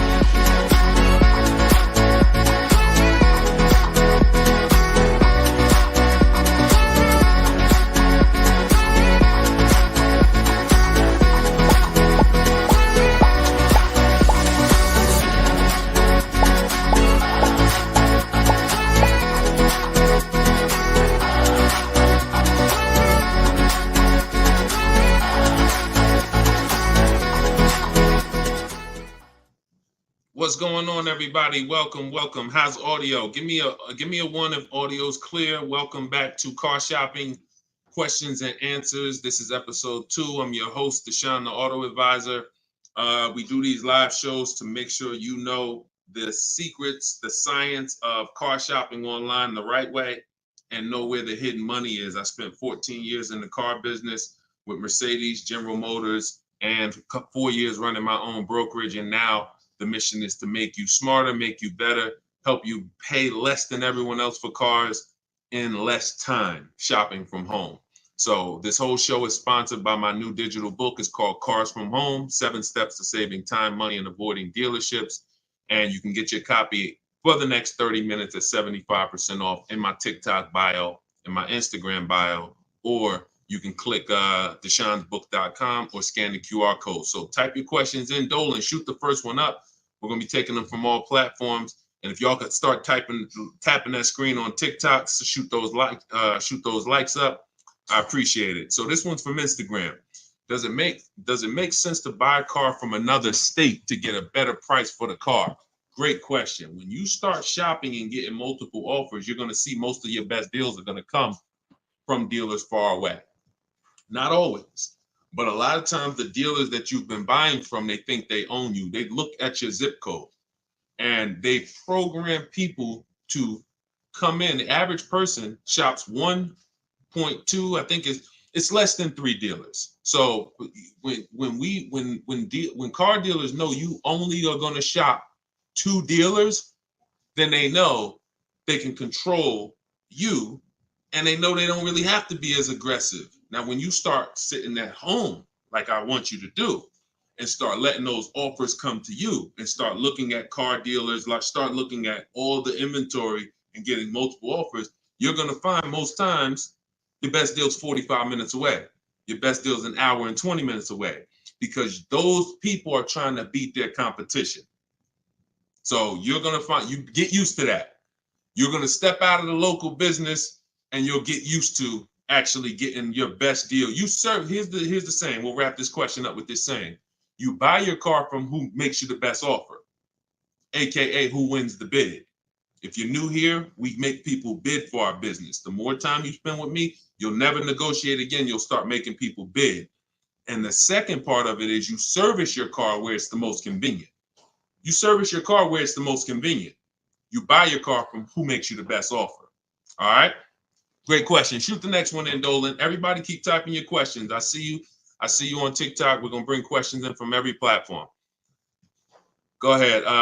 This one's from Instagram. Should you buy a car from a rental car sales place like Enterprise or Hertz? First of all, that would be low on my list. They'd have to, and look, I'm not telling you anything's wrong with that. What I'm telling you is that should be low on the list. When we're looking for used cars, rental cars should be low, and they got to be better priced than the cars that are not rentals. So I'm not going to Enterprise looking for what they have. I'm going on market. We use 8 marketplaces, y'all. When we shop for used cars, I have something called the multiple marketplace strategy. Multiple marketplace strategy is like it's you going everywhere, looking everywhere that used cars are. Example, if you were buying a TV, Would you walk into Walmart and just say, all right, let me just look at this TV y'all got. All right, y'all want $1,000 for it? But no, you would be online looking at Walmart.com, right? Amazon, Best Buy, and any other website with a TV, right? Type right if that's the way you would shop. You look at someone who just walked into Walmart and say, why are you shopping like that? You see, so we bring the same things to car shopping. Same things. You're going to stay at home and you're going to go on these websites. CarMax is in the running. Carvana's in the running. None of these people we buy from exclusively, they must win the what? Let's go. Type fast. I want to see y'all typing. I want to have this conversation with y'all, but you got to type fast. They must win the bid. So CarMax is there. Driveway is there. Carvana's there. Cars.com is there. Auto Trader is there. Car Gurus is there. We even look at eBay Motors. So everywhere they're shopping, they're putting inventory. That's where we're looking. Now, if a rental car place has their inventory listed there, then they're in the runnings. If they have their inventory listed on their little website and they just want to sell local people these cars, no, we're not interested. We're not interested. Great question. Go ahead. Go to the next one, Dolan. This one's from TikTok. Is an extended warranty worth it if you buy your lease? I don't get why so many people are buying their leases. Make it make sense to me. Used cars. If you're not, see, we're finding that a lot of people buying their leases because they actually don't know how to shop. So when you look at the deals that we get, you in the last broadcast I showed you Freena. You've seen Greg, $527 a month, $56,000 Kia EV6. You've seen Taupe, $690 a month. She leased her car, $690 a month, $54,000 BMW. Now I know y'all are looking like there's no money down on these particular deals, and saying, oh well, if everybody's putting, if these don't look like the deals I see on the commercial, that's because they're not. You're not going to get great deals looking at commercials. Ignore commercials. But we found that people are buying their leases because they don't know how to shop. And that's not a reason to buy your lease. Because what you're doing when you buy your lease is you're buying a used car. Now, let's just say you're buying this car and you're keeping it. Because sometimes you say you want to keep the car. 8 years, I have something called the 8-year rule. We do not buy a car unless we're keeping it for 8 years. Why? What's the reason? Because the depreciation is going to ruin you. So when you look at somebody like Taupe's paying $690 for a $54,000 car. Every $5,000 a month, every $5,000 that you borrow on a loan is about $100 a month. Depends on the interest rate for a 5-year loan. 5-year loan. That car would cost somebody about $1,100 a month. She's paying $690. See what I'm saying? So when you look at the fact that that's probably what a used BMW payment would cost her, but she's driving a new one for that. So if we're not keeping our cars 8 years, this should be your mission. Shopping for a deal like this, not buying a used car that you've already been leasing for 3 years, and now you're about to put a loan on it for 5 or 6 years for the balance. Does that make sense? We are not tying up our time in cars. It's only two purposes. I'm going to get a great lease deal, or I'm going to buy a car I'm going to keep for 8, 9, 10, 12 years. That's it. I want to get you from being stuck in the middle. Go ahead, Dolan. Shoot the next one up. People stuck in the middle lose money. Long-term buyers don't lose money. Great lease deals don't lose money. It's those people, if you're stuck in the middle, you're the one losing the most money, and we got to get you from being stuck. Go ahead, Dolan. Shoot the next one and keep typing your questions, y'all. All right. This one's from Instagram. We purchased a car just under a year ago. Would like to release it and get something more suitable. Okay. Watch this. When you purchase a car, see, I'm always going to remind you of the unseen expense. When you see this, y'all know, if you've been on the show, this is your first time on the show with me, type a 1 in the comment. Because I got to see if I'm refreshing people or if I'm actually teaching. First time. I don't want to say, if you're familiar with this, then you know this, when everybody on here, or most of you on here, are brand new. Okay, Susan, I see you. Justin, I see you. First time people, first time. Jay Malav, I see you. Okay, Sean, Go Entertainment, I see you. William, I see you. Christy, I see you. Okay, a lot of first time people on here. All right, so whenever you see me do this, picture, this is the unseen expense, depreciation. Let's explain this real quick. When you buy a car today for $30,000, what's that car worth tomorrow? For those of you who knew, you may not know, we got to type fast because I don't just talk at you, we have a dialogue. What's a car worth today? You buy a car today, what's it worth tomorrow? You bought it for $30,000, what's it worth tomorrow? Let's go. Could y'all keep tapping the screen on TikTok? Keep running those likes up. I appreciate it. As y'all tap that screen, y'all let TikTok know we having serious conversation over here and more people need to be here. Just keep tapping that screen, running those up. I appreciate y'all. Okay, so we got 29. That's not true, Sean Go Entertainment. But I want to let you know, you may have said that, but when you see the other answers, you'll understand. You buy a car today for 30, it is not worth 29 tomorrow. You lose about $3,000, $4,000 if you tried to go back and change that car. So this is answering this person's question who purchased a car just a year ago and would like to go and replace that car. $26,000, $24,000, $25,000. Depends on what the new market is. Depends on what this, but yes, you're going to lose probably 20% of the value in a day. In a day. In a year, you don't drive that car a year, you probably lose total of 20%. That's what you have to understand. You got to understand this car's value. I don't care what your payment is. Payment doesn't change the value of the asset. See, you've been taught, look at the payment. Get me out of this car, get me into this payment. That's why in the intro, some of you saw that video, the worst thing you could do in a car dealership. That video is really what introduced me to the world and letting people know payments can be manipulated, and we don't focus on payments. We want to focus on the asset, the value of the asset. So if you're buying a car, it's going down in value like this, whether you drive it or not. I give you a car today worth 30, you don't drive it 1 mile. Don't drive it 1 mile. I come up to you, I say, hey, Christy, I'm giving you this car. It's $30,000. Deshone, I don't need a car. I already have one. Yeah, but it's yours. Okay, I guess, but I can't drive it. All right, no problem. I come back a year later. You didn't drive that car 1 mile. Is it worth $30,000? Is it worth $30,000, y'all? Type fast. No. That's your intro to depreciation. So if you know that that car is going down in value, whether I drive it or not, what's happening when I drive it 12,000 miles? More, it's less, it's worth less, right?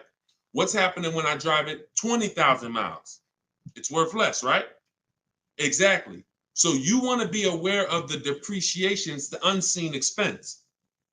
So how the heck do we avoid the depreciation hit? One, you don't buy cars and replace them when they're losing the most value. You don't replace a car when it's losing its most value. Now, here's how you avoid the depreciation. You're going to keep long term. When you keep long term, so who has a car outside right now? You've had it for at least 8 years. Type me in the comments. If you have a car not at least 8 years, type me in the comments. Now watch this. I see you, Simply Cam. Okay, I see you, Rob. 9. Okay, I see you, William. I see you, Jay Malone. Okay, could everybody hit that share button if you're getting value out of what we're doing? If you've been on a broadcast, this is what we do. No one's having these conversations with you. Share, because your friend will be mad if they find out you've been listening to me, using this stuff, saving money, and you didn't tell them, and they out here getting killed. Tag one friend, they'll thank you. When you consider the fact that those of you who are on here who said, Deshone, I got a car out there, I've had it for 9 years, 10 years, a year from now, that car is going to be worth about what it's worth today. that means you won. That's the long-term purchase. That's the keeper. You got to ask yourself, step one in my book. Step one in my book is the most important question. My book is called Cars from Home, 7 Steps of Saving Time, Money, and Avoiding Dealerships. It's a digital book because I update it as the market changes. 7 steps. Everything I'm going to teach you is out of those 7 steps. The first one is the most important question, which is, how many years are you keeping the car? If your answer is 8, then I created something called the 8-year rule. You should be buying your cars because your goal is to get to the point where you're like these people that I just asked. The book is in my TikTok bio. Somebody said, where can you get the book? It's in my TikTok bio, 75% off for 30 minutes, which normally $97, but for everybody on here, you can get it for 75% off for 30 minutes in my TikTok or my Instagram bio, or you can go to deshonsbook.com in the comment section, or you can scan the QR code if you're watching us on TV. So you have to really focus unseen expense. See, why do I have to spend more time educating you on the unseen expense? Because it's the unseen expense. When you just said, when you just did this math with me and said, Dad, I'm losing money, and I haven't been trained to see the money I'm losing. That's why you'll go buy a car and replace it in a year. Because they're switching your payments. They're not switching. They're not telling you the fact you lost $7,000 of value. They're just going to manipulate the loan, put you on a car payment you can afford, and get you to sign off on it. We're done. You're going to understand these numbers because cash buyers would never do this. Cash buyers, if you paid 30 for a car and you came back in 2 months and they said, look, we can only give you 24, you wouldn't do the deal. But payment buyers, you're the one they fool. You're the one who can't see the money. And that's why I have to teach you to see this. So this is where you want to be. Either I'm going to keep my car 8 years. Now, some of you said, well, Deshone, I'll buy used so I don't have to take that depreciation. But I'm going to tell you something. Buying used is not going to, when you compare, that's not the solution. Buying used or new is for long-term people. 8+ years. Buy new if you can afford to buy new. Buy used if you want to knock 20, 30, 40, 50% off your purchase price and you don't need the latest and greatest. Doesn't change that if you're buying, you should be a long-term person. If you are not an 8-year person, you should be shopping for great lease deals. And I'm going to tell you why. Look at Danielle. Look at Danielle. Danielle leased an Audi, $44,000 fee. And I'm explaining to y'all why you've been taught, well, I'm going to buy used, so I ain't going to take that type of hit. But I'm going to tell you, I'm explaining something to you real quick on how that's not the answer. Leasing is the answer. She leased an Audi A3, $44,000 vehicle. She's paying $550 a month, and she gave her first payment. She said, with her first payment down. Now we're going to not use down payment anymore as a term. We're going to start saying total out of pocket. We want to eliminate down payment. Down payments can be flipped up. Sometimes you say, I'm going to put money down. They don't include your tax. So we like to use total out of pocket. But she gave him $550. She drove off. That vehicle, she's driving a brand new A3. Now I want you to picture this. Danielle pulls up to somebody who's driving the same exact car, but they bought it. Every $5,000, some of you know, is about how much a month. I talked about it a little while ago. Some of you might have seen the video where I said it. Every $5,000 on a purchase, on a loan, is about how much per month. Let's see if anybody knows. Okay. I can't wait too long. We got to type that $100. And again, I can't sit here and act like most of y'all aren't new to me. So I'm not going to assume you have even seen any of my previous broadcasts. So I'm just going to tell you the answers. Yes, Susan, $100. So it depends on the interest rate. 5-year loan, that vehicle right there, $44,000 will cost somebody about $950 a month. You see why we don't have to wonder why people who have $1,000 car payments? It's not that hard to see. They're buying their cars. So now, Danielle pulls up in her Audi. Let's stay with the scenario, right? Danielle pulls up in her Audi, 44. She's paying $550 a month. Somebody next to her pulls up in the same exact Audi, same exact car. They're paying $950 a month. Now, third person says, I buy a used one. And you can replace the Audi with anything. Doesn't matter. You could be a Rolls Royce. The scenarios are not going to change. Could be a Honda Accord. Somebody pulls up and they bought a used one. So instead of 44, let's say they got a good price on one. Say they bought one for about 28, 29. Found a good price one 3 years old. So they're pulling up in a 3-year-old one.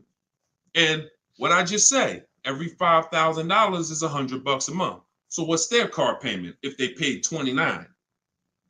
Almost 600. You see what I'm, so now let's just talk about what we're driving and what's coming out of our household so we can hammer this home. I'm not on the fence about leasing versus buying. And you have to get off the fence. We've seen enough scenarios where we know this is the case. One person, Danielle, got a great lease deal. She's paying $550 a month. Another person buying a brand new one, they're paying $950 a month. And they might take a longer loan. Oh, Deshone, I'm paying less. They might take a 6-year loan, and let's say they're paying $850. And then another person is driving a used one, and they're paying $600 a month. Not even a question. It's not even a question. Do y'all see what I'm talking about? 3 people driving the same car. Look at the differences. So depreciation and resale value is what you need to be aware of.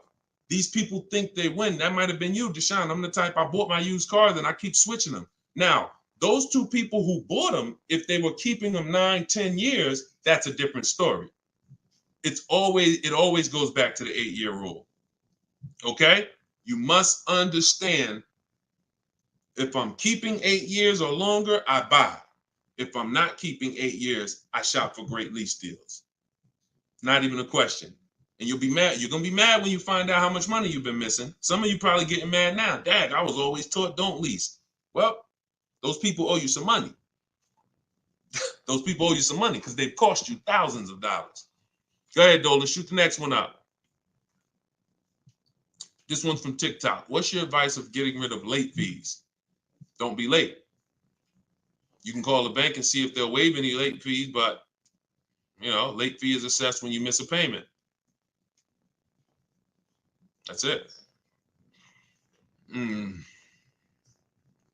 TikTok, does my credit have to be top notch to purchase automobiles with 0 down? No, it doesn't. It needs to, listen, when you are, hang on one second, y'all. Hang on one second.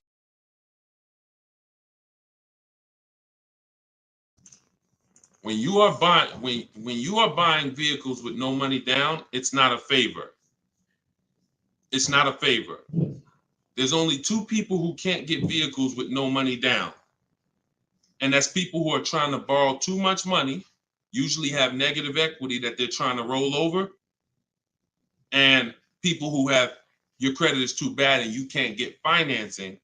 But if you go through a company like Limbuzz, this is who we recommend in my book. I recommend this company, Limbuzz, who will work with people with challenged credit, then you won't have to deal with that. The whole point is controlling your own financing. You want to control your own financing. Now, we don't do that by getting pre-approvals. We do that by getting multiple bids. We do that by finding our car and then letting banks bid. I know you may have heard, I don't want any hard inquiries. You don't want hard inquiries until after you found your car. Once you actually find your car, it's okay to get multiple banks to give you a hard inquiry. And they allow this. Experian has an article where they talk about the rate window. You can actually have multiple people run your credit in a short period of time, but no money down is not a favor. It's not something you did me a favor. It's definitely not a deal. See, because if I gave you a car, it's worth $50,000, but I charge you $60,000 for it, and then I say, but you don't have to do no money down. Is that a deal? I gave you a car, it's worth $50,000, but I charged you $60,000, but it's no money down. No, absolutely not. So no money down has nothing to do with a deal. The only people who can't get no money down are people who it's usually a case of you have too much negative equity. You're bringing over from your old car, and you're messing up the loan to value ratios. That's usually the cause, because a bank won't let you finance 40,000 on a car that's worth 30. They won't let it. Go ahead, shoot the next one up, Dolan. This one's from YouTube. Deshone, so does it make sense to get a car to have over? Oh, absolutely. Absolutely. This is all you should be doing. If you are a long-term person, listen, whose car is a keeper outside? You have a car outside, you've had it for 8+ years. Outside. This is exactly the goal. This is the goal. You want to actually be planning on that. Because when you actually have your car for more than 8 years, when you know you're going to keep your car for more than 8 years, you do things to make sure, like we do a longevity check. This is step 4 in my book. One of the things we do when we know we're buying a car we're going to keep, we got to go to Google and we got to see what the data is on the car we're shopping for. It's very simple. I type in the year of the car. Very important. You can't just type in Nissan Sentra, longevity. You got to type in the year. And then you're going to type longevity to see what the actual data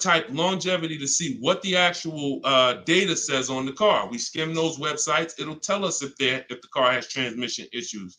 It'll tell us if people report that this car has, is reported to last not as long as most cars. So these are the things that we do when we know we're keeping a car 8 years. But if you're not thinking about this, then you're not going to do the things to guarantee, because you could have a goal to keep a car 8 years and then the car you bought is not known for lasting that long, or is not known for, being reliable at 8 years. So that's why it's the most important question right up front. It's not just for leasing versus buying. It's for programming yourself that this is a long-term thing. I want to make sure I get the right car. I'm not going to get a car that doesn't satisfy my needs and my wants when I know I'm keeping it a decade. You understand? That's the whole thing. But absolutely, plenty of people on here keep cars more than 8 years. But there's plenty of people who don't. Those are the ones who need to stop buying and start leasing. Go ahead, Dolan, shoot the next one up. TikTok, what are the best leasing companies deals out there to get out of negative equity? Oh, wait, we just had 2. We'll do this one from TikTok first, and then we'll shoot that next one up. What are the best lease companies deals to get out of your negative equity? It's hard to say that because great lease deals aren't advertised. So when you see any of the deals, you see Danielle's deal, you see, look, Freena's deal. In this particular case, she just got this Jeep Grand Cherokee, $579 a month, $65,000 vehicle. She didn't get that negotiating. She got that by getting bids. So when you get these great lease deals, they're not advertised. There's no one who's raising their hand saying, we'll do this deal for you. That's not the way it works. We shop the market. Now, if you're doing it my way, you're sitting at home and you're getting offers. In my book, Cars from Home, I have all the scripts that teach you how to get offers on cars in literally minutes. So you'll be getting your best deals on these cars. It's not going to take you hours. It's going to take you minutes sitting at home, wherever you're at, to get these deals. Once you see that, if you're moving a lot of negative equity over 5, 6, 7,000, and you don't want to do any money down, you're going to typically need a car that has higher rebates.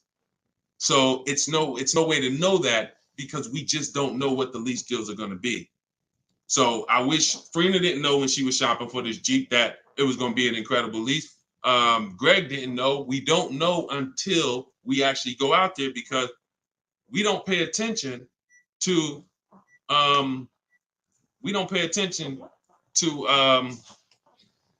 what am I trying to say? Advertisements.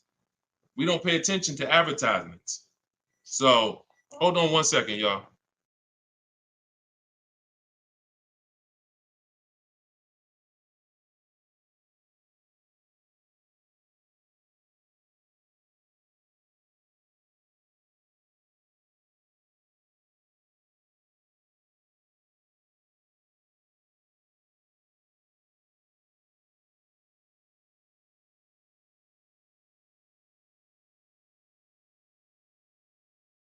All right, we don't pay attention to advertising. So I wish, and I've had tons of people ask me, Deshone, is there a way that we can see great lease deals? Is there a way we can see who has the best rebates? No. The only way we can see it is by shopping the market. It's the only way. I wish it was easier, but it's not. But once you learn to shop the market in 60 minutes from home, it's easy. So if I'm looking for a deal and I know I got to roll negative equity, or if I'm gonna sit at home, I'm gonna get my offers. I have something in my book I call a 25 to 5 strategy. The 25 to 5 is when we connect with 25 dealers online, we get 5 offers. Takes us 60 minutes. You could do it your way. You could call around and you could try to get multiple offers, but you must get 5 because 80% of dealers are overpriced. That's my way's better. Eric Pitts, this one's from TikTok. Can I use the bidding to refinance a car loan? I have good credit now. 100%. 100%. They give you a window. Now, you should only need 2 days, tops. You Google every single, and let's talk about refinancing. Let as many people bid as possible. You got a window of 14 to 45 days. You'll be way under that. It'll weigh as 1 inquiry when you finalize the loan. It'll weigh on your credit score as 1 inquiry. But you must do it because, y'all, why do you think there's companies that just want to loan us money? The money business is very lucrative. There's companies and banks and credit unions that only want to loan us money. They don't sell cars. That should be a hint. There's a lot of money in lending. So what we need to do is take shopping our loan rates seriously. We separate our transactions. So listen, let's stay focused here. You're gonna now call your bank. You're either go on their website, your credit union, or go on their website. You're gonna look for online lenders. Go on their website. You want as many people as possible competing to make sure you save all the money. But I'm going to give you a very important caveat here that you want to keep in mind. Everyone that loans you money wants to loan you more for longer. The longer you have a loan, the more money they make. So what they're going to do is they're going to show you what it looks like if you take a long loan. You've already paid for a year or 2. I don't know how long, but you've already been paying for some time. Once you take another long loan, now you've essentially defeated a little bit of your purposes because you're going to give some of that money back in interest. Take the shortest loan that you can afford the payment on with the new interest rate. So if you were paying, let's say you had a 6-year loan at 11%. When you refinance, don't refinance into another 6-year loan at 7%. Refinance into like a 4-year loan at 7%. Whatever that payment is that you say, all right, I could afford that payment. Because they're going to try to sell you on the low pay. Well, if you do 6 years, you could pay $300. Yeah, but you can always pay it off earlier. Don't fall for that. You want to make sure you look at what's the lowest, shortest term with that new interest rate so you can get that loan out of there faster. Okay? That's how you do it. Good question.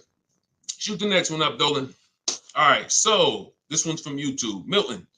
So back in 22, I purchased my dream truck. 2023 GMC Denali, brand new. I don't depend on trading it, and my monthly payment's $1,095. Let's not forget the truck is $83K. Am I paying too much money? Well, I don't know how long the loan is. So you could be paying $1,095 for 8 years. You could be paying $1,095 for 5 years. You see what I'm saying? So that's why payments are not always the important payments. How much did you pay for the truck? You understand? See. It's the price of the vehicle that we focus on, not with leasing. I don't want to see what you got to be. And this is why I want you to have my book, or you got to be locked into what I'm saying, because I'm talking to a lot of different people on here, and your scenario is not another person's scenario. So you can't hear what I'm saying when I'm talking to Milton about purchasing and think, well, I'm shopping for a lease. He said, don't focus on payment, No, different. Okay, so when we're talking about purchasing, the most important thing is how much we paid for the asset. Now, I don't know what you paid, and I don't know how well you shopped. I don't know. So there's no way. And here's the thing. The way we buy cars is by design. We don't know. When you start getting bids and it's done, I'm going to just assume, let's just say, I'm not going to look at your deal and dissect it because I don't have enough information to do that. And plus, if the deal wasn't good, what good is it me what good is me? It's your dream truck. What good is it me? I mean, what good am I going to do telling you overpaid for it anyway? So let's not ask questions that could lead to hurt feelings and long-term remorse for our dream truck. But for the rest of you who are shopping and for the future, because Milton, your family's going to shop, you're going to shop again in the future. The way you've been taught to shop guarantees you never have price assurance. Price assurance means I don't have to ever ask if I could have paid less because I got bids. Negotiator, if you're not a good negotiator, type me in the comment section right now. Deshone, I'm not a good negotiator. I hate it. I don't like it. I'm an introvert. It's not for me. I feel like I always get the losing end of the stick. I just feel like, people take advantage of me. I'm too soft-spoken. Whatever reason. All right, Susan, I see you. All right, Christoph, I see you. All right, Jay, I see you. Okay, so when we look at negotiate, I'm a good negotiator. I did it for a living. But one thing I know about negotiating, and why I will never shop this way, and I don't want you shopping this way, is because you cannot get price assurance. You can't guarantee you pay the least price when you're negotiating one-to-one. When you go into the supermarket and you see you're getting spaghetti sauce, there's 7-10 companies trying to sell you spaghetti sauce. They're all like, hey, hit me this week, Prego, I'm on sale. Vitellini, I'm on sale. Hey, Ragu, they're competing. Everyone competes for our business except car dealers. Everyone wants to compete. So the reason why we can spend money on these other items and we never have buyer's remorse is because we've seen so many options. Y'all get it? We've seen so many options. I knew I didn't overpay. If I told you right now you got to go buy a 100-inch TV and you got to guarantee you don't overpay for it, you're going to be like, Deshone, I can do that. Why? Because you know where to go. I'm going on this website. I'm going on this website. I'm going on this website. I'm going to guarantee I get the best price on the TV. I'm telling you, bring that same thing to your car shopping. That'll eliminate your buyer's remorse. That'll eliminate you ever asking, did I get a good deal on this? Hey, did I overpay for this? Hey, could I save more money on this? Get multiple offers eliminates it. And there's no other way to eliminate it. Okay? So don't worry. I'm sure you did well, Milton. Enjoy your truck, man. And just know that whatever, I'm going to get better for next time. I'm going to make sure my family knows that they never got to ask this question. Every vehicle I buy, I'm going to make sure that I get bids, multiple dealers. I'm going to get enough bids to guarantee that I teach to get 5. In my book, I have a strategy, 25 to 5 shopping strategy. This is for new cars and leases. We connect with 25 dealers online. You're using all my scripts. You're using everything I tell you to type, copy and paste in my book. And you're going to get at least 5 offers, 5 to 7. Once you get those offers, you're going to see about a $3,000 to $5,000 spread minimum. Now, if you take somebody like Kimberly, now Kimberly's spread was $20,000. This is Kimberly. She emailed me. She's in our private community in my private coaching program. She said, how do I respond back to this? I don't want to get mad. She responded via email. You see, the MSRP on that vehicle was $86,961. She got a Maserati. Selling price was $66,261. $20,000 discount. This is why we don't get happy about any discount until we see all the offers. Because if she would have saw a $10,000 discount, Deshone, I'm saving 10 grand they're offering me. Okay. Is that the lowest bid? Well, no, I mean, but I just walked in. The dealer said they're going to give me 10 grand off. See how we can lose? We don't know what the bottom is. But when she gets her 5 to 7 offers, now she ends up saving 20 grand. It's different for every car. But if you don't get 5 to 7 offers, you won't truly know the bottom. And she's guaranteed she has that price assurance. So we got to get bids. You could do it my way, which is the easy way, 60 minutes from home, using my scripts for new cars and leases. Different strategy for used cars. Or you could do it your way, which is calling around, stay in your house, call, talk to some sales managers, get 5 bids. It's up to you, but you get my book for 75% off. Get your copy, 75% off in my TikTok bio, and you'll have all my scripts. You use them for the rest of your life. All right, go ahead. Shoot the next one up, Dolan.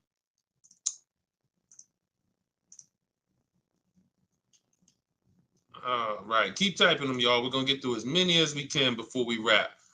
We got a good amount of time left, so just keep typing. What are some loan companies that work better with challenge credit? Well, I usually recommend Limbuzz. Limbuzz is a company that they're a startup. I think they've been around for a few years now. They loan to people with really challenged credit, and they loan to people with no credit. So again, if you got bad credit, you still need to ask yourself, how long am I keeping the car? Because if you say, Deshone, I'm keeping my car 8 years, then you should be buying your car, best car you can find, quality car, refinancing the loan when your credit's better. If you say, Deshone, I'm not keeping my car 8 years, then you should be buying the least expensive car you can get a loan on, driving it for 2 years, that's your sacrifice car, and then flipping out of that car into a lease. So the most important question is step one, always. It doesn't matter if you have good credit, bad credit, high mileage driver. The reason why in my 7-step program, the first question is, how many years are you going to keep the car? The 8-year rule question, that doesn't change. Doesn't matter who you are. Doesn't matter what your scenario is. 8-year rule is the question you ask yourself first to determine if this car is going to be a long-term purchase, in which case, buy it, great car, refinance later when my credit's better, or short-term, not keeping 8 years, but I don't qualify for a lease right now. So therefore, I'm going to buy the car, buy an inexpensive car to prevent a lot of negative equity later, because some people, you end up buying a car, $30,000, you're paying a high interest rate. You go to switch that car in 2 years into a lease, you're going to have a bunch of negative equity unless you put a good amount of money down. So to eliminate that, we sacrifice in the short term, drive a car, $10,000, $12,000, $14,000 car, and then we switch out of that car in 2 years for a lease. That's the plan. Here's a plan for everybody. You just got to know what your plan is. And if you come to me, I'll give you the plan. I don't even want your plan. I just want your goal. If you come to me and you say, Deshone, this is my goal, I want a car, I'll give you the plan. Okay? Work my plan until it doesn't work. Trust my plan until it doesn't work. But I've been blessed to have 7,000, 8,000 people between our book buyers and the people who are in our video library, my coaching program. Since 2021, we've helped almost 8,000 people. So we're fortunate to know what works all around this country. Go ahead, shoot the next one up, Dolan. This one's from TikTok. It's 2024. What year should you be looking for if buying? Doesn't matter. Your question is new car or pre-owned car. If you're buying, that's a budget issue. In my book, I talk about something when you get to a values question, because some people, you can only get what you want and need in a pre-owned car for your budget. Some people, you can afford both. And you're like, Deshone, I got a budget. I can afford both. I could get a new one. I get a used one. Which should I get? That's a values thing. Do you want it? Some people say, Deshone, I get a new car every 10 years. I mean, I only get a car every 10 years. I'm gonna get a new one. Some people said, I don't, you know what? I'm gonna knock 30% off the price. I'm gonna get a pre-owned. It's up to you. But budget dictates usually whether you're gonna get a new or used one. But I would get the best car for my budget if I could afford. Now, here's the key. Here's something very important. Some of you actually look for 1 or 2 year old vehicles. I'm gonna tell you why this is the danger zone. You don't know if I don't know what the brand new price is. If you're looking for something 1 or 2 years old, then you should shop for a new one first. Why? You're typically not going to have enough inventory to look at to really get a good gauge. When you start seeing my stuff, you'll see when you hear me talk about looking at options, multiple offers, multiple options, you'll see we're looking at lots of options very quick and making our decision. When you have only the only way dealers get pre-owned cars is someone trades it or they buy it off lease. And the average time, not many people buy a car and turn around and trade it in a year. So you're going to have a hard time finding a 1-year-old car. You might not a lot. You'll find a lot of them. You won't find a lot of them. And when there's not a lot of them, what does that give us? What is the potential for it? Overcharge. If the dealer knows there's not a lot of them, I might overcharge you. Now, here's the problem. Here's why you must shop for a new one first. Let's say the brand new market on that vehicle is my best offer. I could save $5-6 grand. Let's use a vehicle that has like $6,000 in rebates and I end up saving 10 grand. If I could get a new one and save that kind of money, $40,000, and I end up buying it for 32, 33, whatever, 34. Now that's going to dictate the market because some people will look at that 1-year-old one for 32 and be like, okay, I like that price. That's a problem. That's a problem. Because why the heck would I buy a 1-year-old one for 32 if the new market is I could get a new one for 34, $2,000 more, I get a brand new one. This only happens when we're looking at cars that are very new, 1 or 2 years old. If you're looking for a 3-year-old one, there's going to usually be lots of options, lots of inventory. 4 years, lots of options, lots of inventory, and you don't have to worry about that. Cool G said you answered my question. That's typically what happens because a lot of you in here, although there's a couple scenarios, a lot of you in here, you got to realize your scenario is not unique. You have thousands of other people who are in the same exact scenario as you. So if you stay on long enough, you'll usually hear somebody ask a similar question, or you'll usually hear me answer a question you would have asked. But yeah, that's the first thing I would say. Focus on,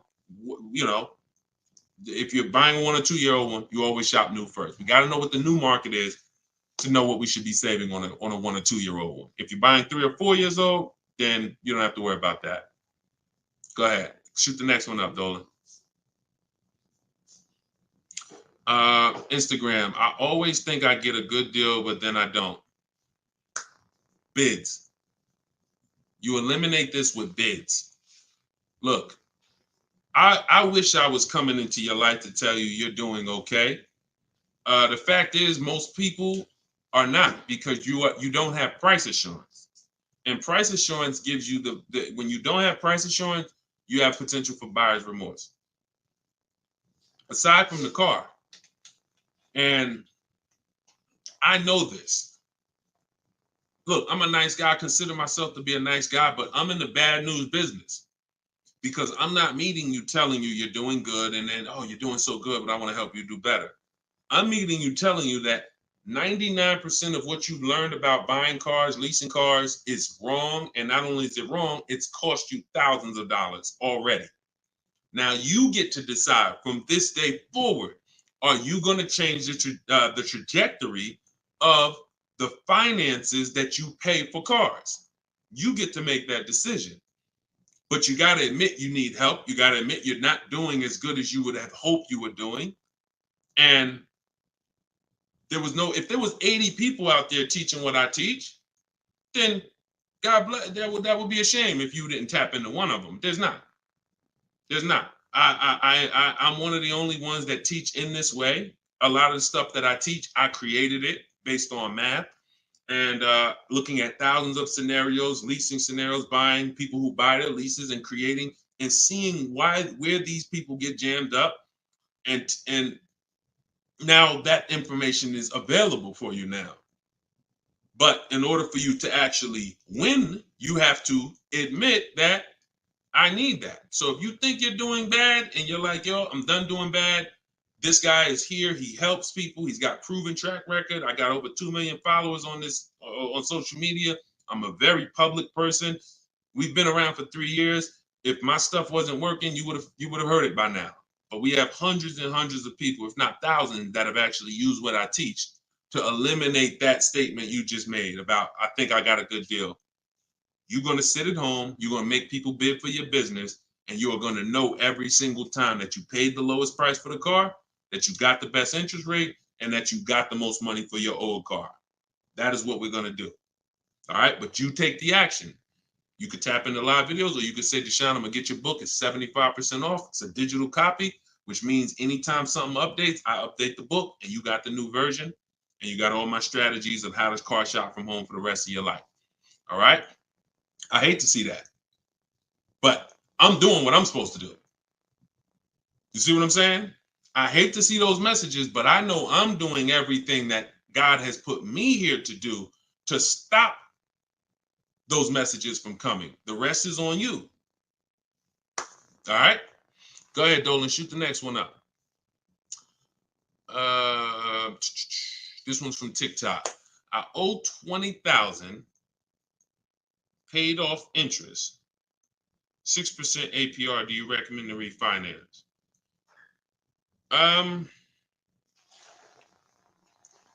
Depends on how low you could get. You know, rates are pretty high right now, but you know, I mean, maybe you don't go through the hassle of refinancing to save, you know, half a point. You know, that's tough. If you can't save a good amount of money refinancing, can't drop you know, but at the same time, money's money. So if I could save 1 point, that might save me $500 on my loan. You know, 1 point on my interest rate might save me $500. So, you know, I wish it was a site that shopped. In fact, we you know, maybe in the future there will be. We're working on creating something like this where you actually can, you know, have these banks just automatically tell you through a soft credit approval what the rates would be, so you don't waste your time. But that's tough, especially because we're in a season right now where rates are high. So I mean, you might find out that you know, based on where rates are right now, that's actually a pretty good rate. In which case, it wouldn't make sense to refinance. I wish it was easier. Trust me, some stuff I wish was easy. The products don't exist. The websites don't exist. So anytime y'all see me talk about stuff like that, like, it's because these things don't exist yet. And, you know, one day we hope to create them. Go ahead, shoot the next one up, Dolan. Great question. Great questions today. Absolutely, Matt. Yes, it would be great. That's why we're working on creating it. Okay. Yep. Come on, keep typing. We got a good we got a good amount of time left. We're going we'll probably stay on for another 15-20 minutes or so. When is the next time? Oh, when is the best time to purchase a car? Eric, I'm grateful for this information. My pleasure. That's what I'm doing. And listen, shit, look, could y'all run the likes up on TikTok? Tap the screen. If you're getting value out of this, before we answer this question, if you are getting value out of what we're talking about right now, type a $. Type a $sign if you're getting value out of what we're talking about. Y'all gotta understand something. Your people are out there suffering. They're losing. Look, in a nice way, I'm telling you, and you are saying to yourself, the more you hear me talk, the more you're saying to yourself, Dad, I've been doing this thing I've been doing this thing wrong. You were taught that. So you saying to yourself, if I haven't been doing half the stuff Deshone is talking about on this broadcast, I could only imagine how much money it's cost me. That's all going through your mind. That's fine. But you're in a place where you can now take action and change. Your friends are out there right now at car dealerships losing. This broadcast doesn't grow unless you tell them. Unless you tell your coworker, hey, you buying a car? Hey, you go to Deshone the Auto Advisor page. He does these live shows. Get your questions answered. This is where we have to get to. This is where we have to get to if we're going to really make a change besides, you know, changing our own bank accounts. That's the goal, but then we go and we help others. So I'm glad to see a lot of people getting value. All right, so let's do this. Let's answer this question. This one's TikTok. When is the best time to purchase a car? So this is marketing. Marketing wants to tell you there's a best time to come in. Now, imagine you own a business where the customers are so trained that they come in the same time every month, no matter what. That's the end of the month. So the car business has, through years and years of marketing, told you the end of the month, the end of the year, best time to buy a car. Imagine that. You got a barbershop and everyone knows end of the month come in, you just get a line out the door. But the fact is, there's no better deals being done that day than shopping multiple offers throughout the month. Here's why. They've told you, well, dealers want to make their numbers. Well, dealers are trying to make their numbers from day one. And when they see, we used to look up sometimes and we knew we had to do 250 cars for the month, 325 cars for the month. We look at the books, it's the 9th of the month, we only got 30 cars sold. What do you think is happening? We're getting a little nervous. We're not pacing to hit our numbers. Opposite end, I've seen months where we are ahead of schedule. What does that mean? We might hit our numbers on the 27th of the month, the 26th of the month. It doesn't matter. The best dealers are trying to hit their numbers throughout the month. So when it's the 9th of the month and no one's in the dealership and no one sold the car today and there's daggone tumbleweeds going through the showroom and everyone's praying for a customer, what do you think happens when a person reaches out then and says, hey, I'm looking for a car? But marketing tells you otherwise. Marketing says no matter what, coming at the end of the month. So there is no best time to buy a car. Here's what I would tell you. There's a best time to be in the market.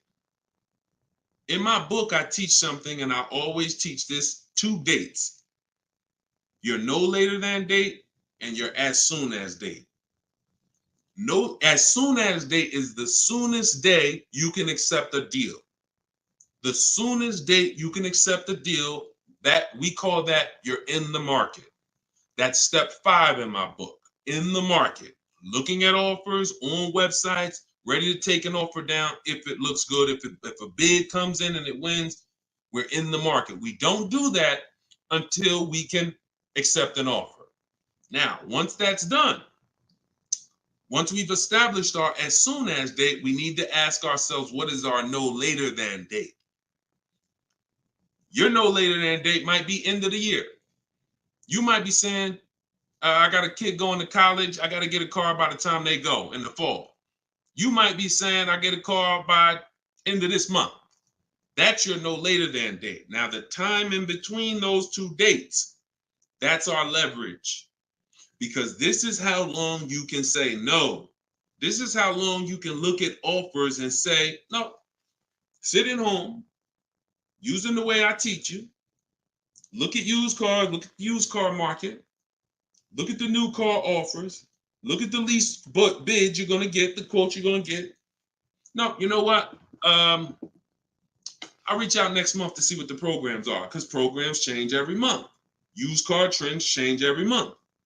So when you're in the market early, there's so many benefits. Car not coming for 6 weeks. I want a black car. It won't be here for 6 weeks. A person who's coming in the dealership today and they need a car today, they can't get that car. You can. So being in the market early allows you to establish contact with dealers. If you're shopping for a new car or lease, establish contact, get bids, look at offers, say, you know what, I'll follow up next month. It also allows you to be top of mind when somebody's sitting in their car dealership and they're like, look, all right, y'all, we're behind on the numbers. Anybody who makes us a reasonable offer today, we're accepting it. Now, every salesperson goes and looks at who they've been talking to, who couldn't get them to buy with the first offers. They couldn't get them to buy when they was trying to take shots. Now they're like, okay, hey, look, hey, Chris, man, are you still in the market? Look, I could do that deal now. Hey, we need a deal. See, when you take advantage of what I'm telling you and you start to understand these 2 dates that's in my book and that you'll hear me talk about, you'll understand that sometimes our best deal doesn't come in the first month. When I was shopping for my mother's Mazda 3 years ago, when she got her lease, I entered the market in October. I was looking at the offers. I didn't like them. Next month, I looked at them again. Didn't like them. December came. Dealer I've been talking to said, hey, this is the new programs. Hey, I got this car. This is what I could do. We got a deal. Couldn't do that if I waited until December to come into the market. Couldn't do that if in October, I needed a deal. So there's no best time, in my opinion, to shop for a car because, as I said, beginning of the month could be a great deal. End of the month could be great. Beginning of the year, when you're talking to multiple dealers, somebody's going to say, I need to sell a car immediately. That's why we do this from home. But the best way to buy a car, in my opinion, is to know these 2 dates and to use that time in between those 2 dates as your leverage to say no. All right? Look, I can't give you short answers. Look, I'm a put that one up. We're going to go to that question now. We're going to go to this one on Instagram now. But understand, this is why we have been losing short answers for major 5-figure items. Got to give you the long version. Because once you learn it, once you see, this is repetitive. Once you get 1 car, 2 cars using the cars from home strategy, you're going to see.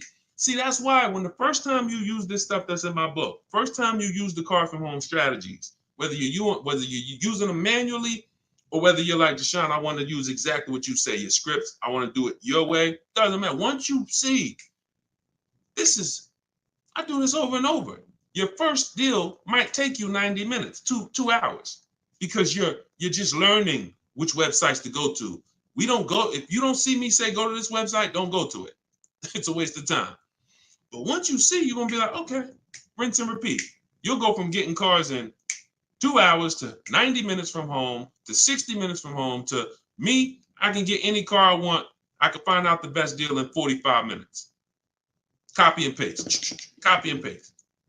My Infinity truck I got took me, once we decided what we want, I spent no more than 60 minutes online to make sure I got that vehicle, say 42% off the price when it was new, 3 years old. So this doesn't take you long. That old way that you were programmed to use, that takes you a long time. That's headache. This is 60 minutes from home. That's what I want for you. Go ahead, shoot the next one up. Shoot that Instagram question up, Dolan. All right, how do I get quotes from car dealerships to take with me to take in my lease? I will be leasing another car. This is without having a credit check run. Yep, we never need a credit check to get quotes. Now, some people will tell you that. Now, if you're at home, then you'll see when you're at home, there's a script that I use when a dealer says they don't do something, and we require all our customers to be here to get a quote. Okay, well, I'm talking to a couple of dealers. No one else has said that. Should I remove you from the list? See what I'm saying? You're gonna see when you're using Deshone scripts, you saying what I would say. you see what I'm saying? So if you are in a dealership, I can't help you. I don't even want to even talk about that. I'm not going to tell you how to go, and it's like oil and water. Somebody called me back when I was first coming out the business and I was first starting this education business, and they said, Deshone, somebody told me to call you. I'm in this Toyota dealership, man. I'm trying to see how do I get the price down on this car? I said, get up and walk out. Get up and walk out. Because if you're in an 80% dealer, you can't, no matter how much they take off, you lose. The only way you're going to win is to sit at home. I can't tell you how to mix the old way of shopping where you have no leverage, where you have no price guarantees, where you leave, no matter what price you get, you always wonder, could I have done better? I can't tell you how to mix that with what I teach. But if you're willing to unlearn that and say, okay, that's what the car business taught me.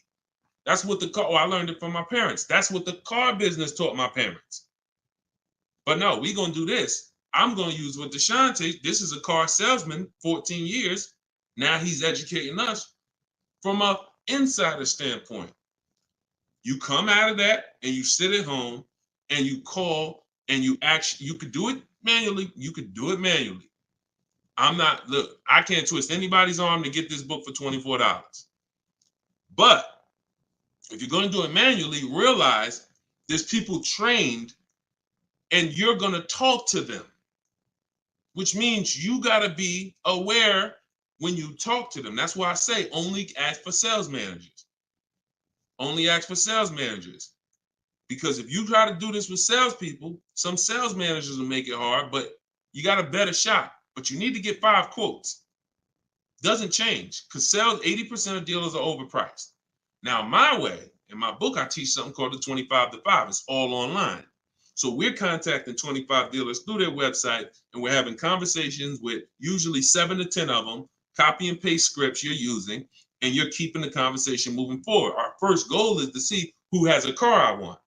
Before I even talk to you about anything, I want to see out of this 25 dealers who has a car I want. Second thing I'm going to do, once I identify who has a car, I'm going to request a quote. But I need to give them everything they need to quote me. I need to give them my zip code so they can run the tax. I need to give them what I do for a living to see if I qualify for any rebates. I need to give them what cars I have in my household, whether I own it, lease it, own it outright to see if I qualify for any rebates.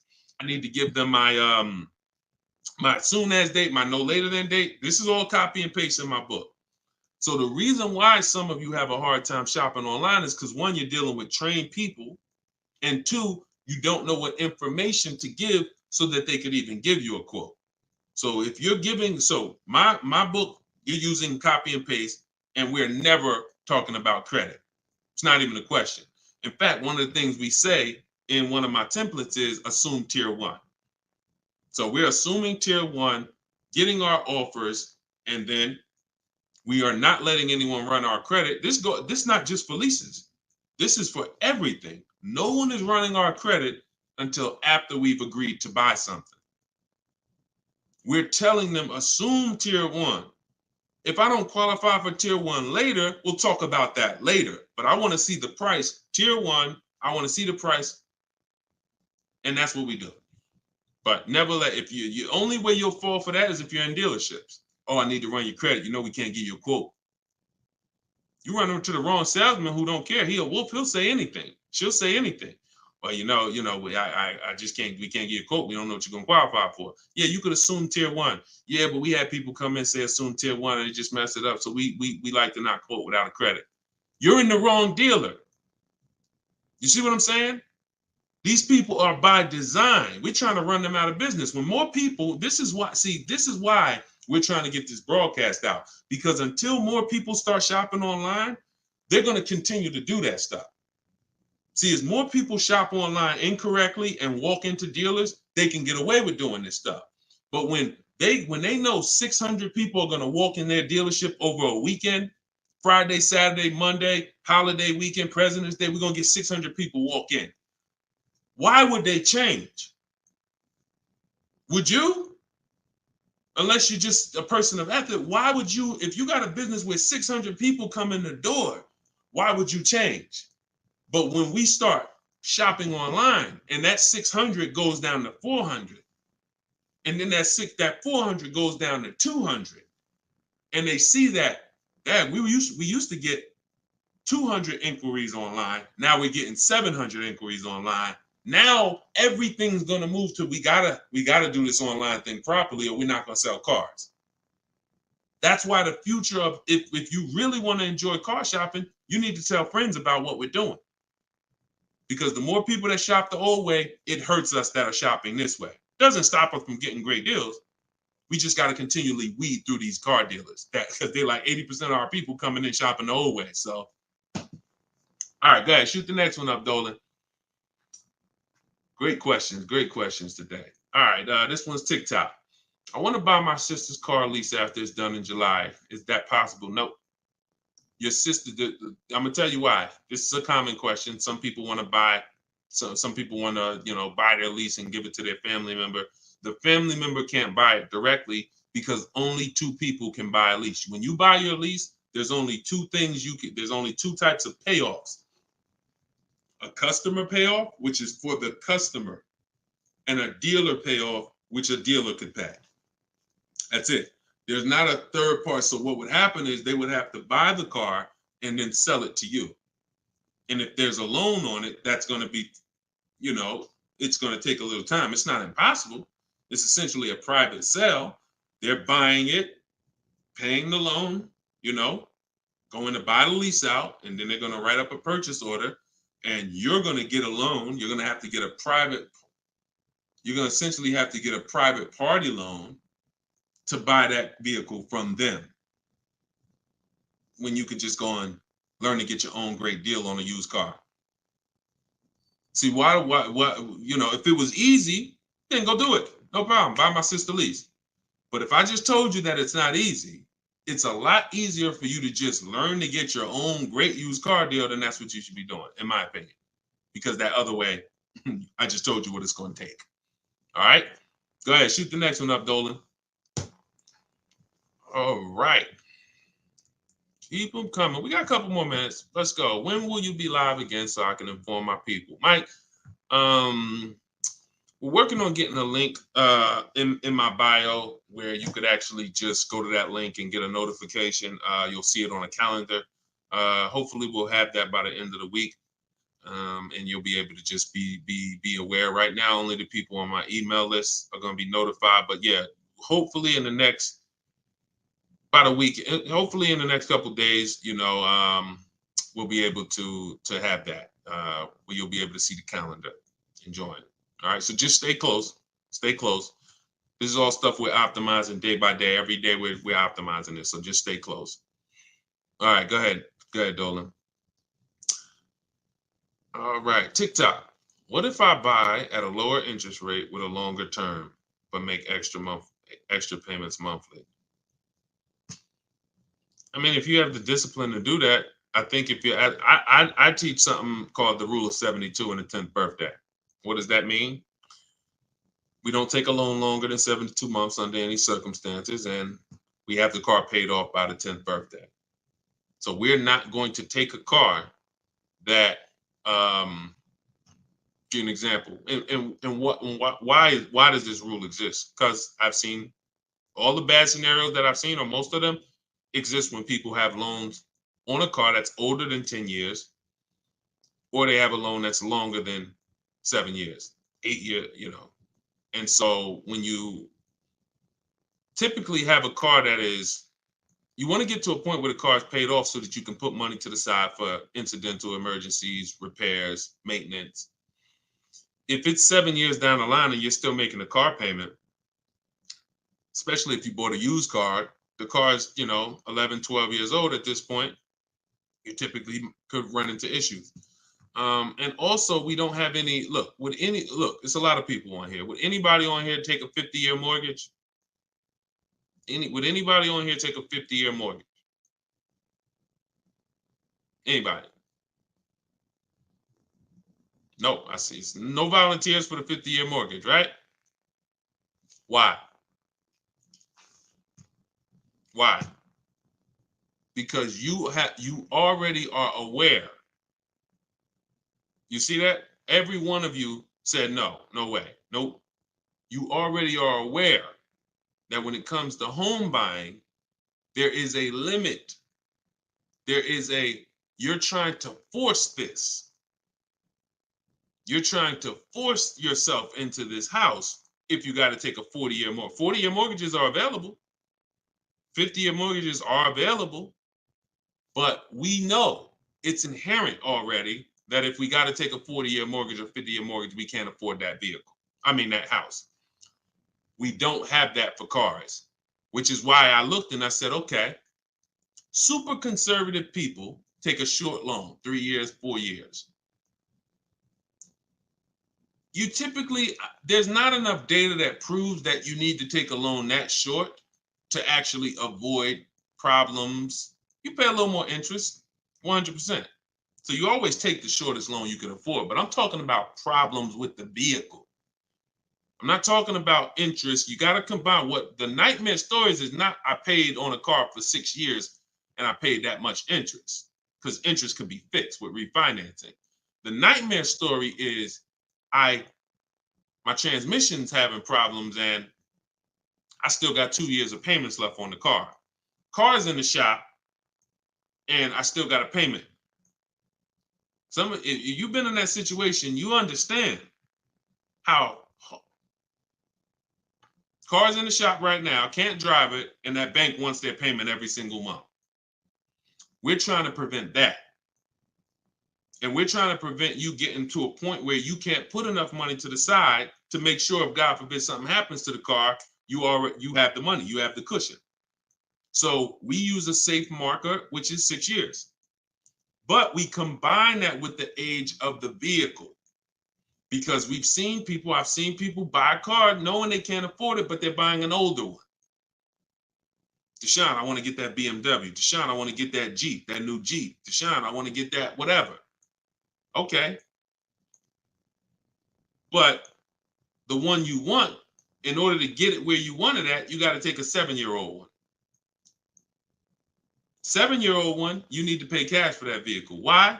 Because what you're going to do, if you tie a 6-year loan to that 7-year-old vehicle, now that vehicle's 13 years old before it's paid off. So when that transmission goes, or when things start happening because the vehicle's 9 years old, 3 years, now nightmare. So I had to create these boundaries. You don't have to use them. You can step over them. It's okay. But now you know there's boundaries. See, I'd rather you know. If you get my book, you get your copy, you get your book, Cars from Home, you'll see full of boundaries. Full of boundaries. Strategic moves, strategic shopping, ways to look at car. Okay, when I'm buying a used car, I need to make sure the Carfax look like this. I need to make sure that boundaries. You've never had them. So if you step over them now, at least you know you're stepping over a boundary. At least you know you're taking additional risk. See, if there's no speed limit, how do we know we're speeding? Once they put, speed limit 65. Okay, now I know when I step over that, I'm breaking a boundary. So this is what we are bringing to car shopping. Based on horrible circumstances that we're trying to help you avoid.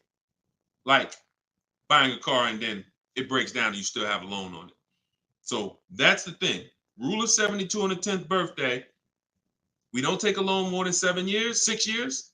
And we have to have a car paid off by the 10th birthday. So if we're buying a 5-year-old car, we can take a 5-year loan. If we're buying a 6-year-old car, 4-year loan. If we're buying a 3-year-old car, then we can take a 6-year loan. Not a 7, because we're not going past 6 years. So we can't have the age of the car and the years of the loan be more than 10. That's going to create a lot less risk. Now you said, Deshone, I can't get the car that I want with a 6-year loan. I can't get the car that I want. That means in our minds, you can't afford the car. You can do what you want. But at this point, if you got to get a 7-year-old car and you got to put a 6-year loan on it, you can't afford that car. You can go do it because you're grown. You can do whatever you want. But you're taking a lot of risk. And that's all I want you to know. So if God forbid something happens, or if it doesn't happen, you're like, man, I made out. That was a little risky. But if something happens, you can say, Dad, took a little risk and I shouldn't have. You understand? All right. All right. We're an hour and 22 minutes in. You know we could go all day, y'all. I really want to continue to all you guys are chatting with a video recording. Slade, you see what I'm saying? This is what I call confidently wrong. You know what I'm saying? Person comes in, you know, look, how you feel, Slade? How you feel? All right, so look, y'all, we'll wrap it up. I will see y'all on the next one. Like I said, in the next couple days, we should have a link in the bio where you'll be able to see exactly when we're live. Jump on.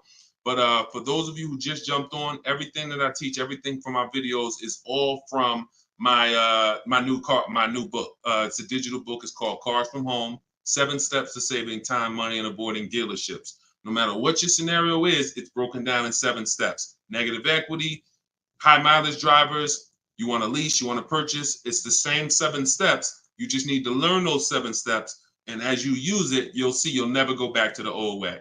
You'll never go back to the old way of shopping again. Once you start getting great deals in 60 minutes, 90 minutes from home, making people compete for your business, and you can get your copy for 75% off for 30 minutes. After that, it goes back up to $97. So you can go and you can actually click the link in my TikTok bio, grab your copy, or click the link in my Instagram bio, grab your copy, or you go to Deshone's book in the comment section, or scan the QR code. All right. I see Slade getting comments. Slade, I wanted to see what you was going to say, man. You ain't, you ain't comment again, man. You know, I'm trying to probably dipped off, man. But anyway, I appreciate y'all. We will be back more for live, and I appreciate you. Tell your friends, go watch Deshone's live broadcast, because we want to peel back the curtain, man. We need y'all saving money. All right. Let's keep unlearning, keep relearning. God bless you.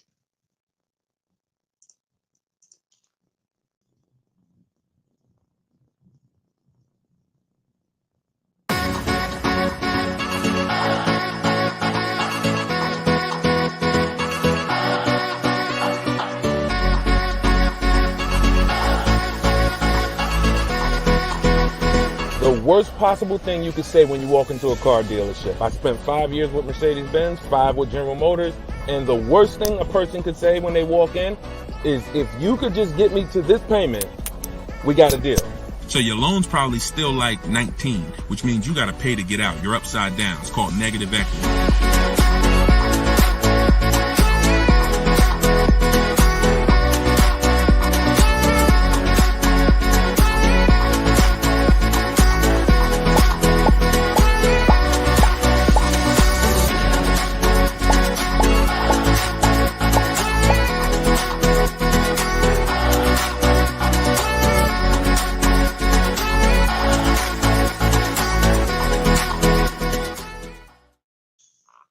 Welcome to episode 3 of Car Shopping Questions and Answers. I'm your host, Deshone the Auto Advisor.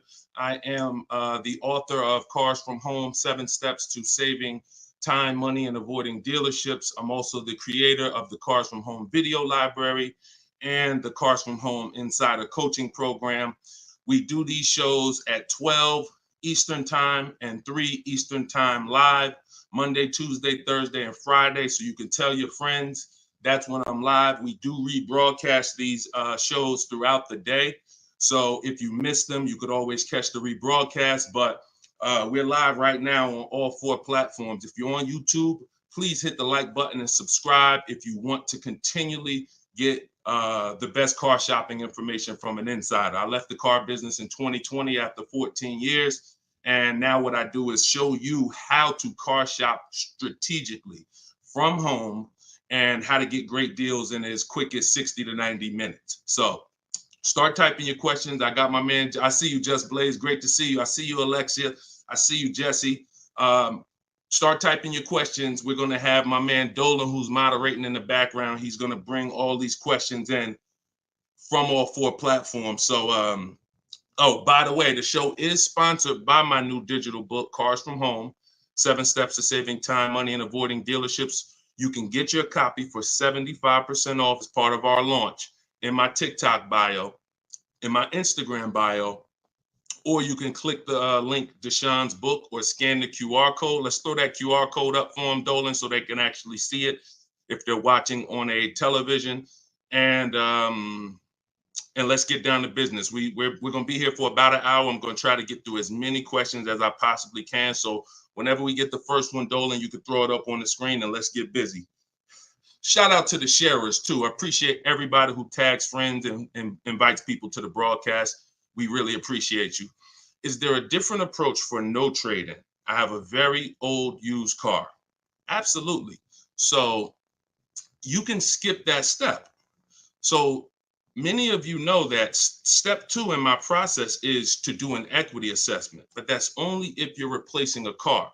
The reason why you must do an equity assessment is because sometimes you'll find out your car either has equity, or if it's paid off, it's worth a couple $1,000s, in which case that goes into your budgeting.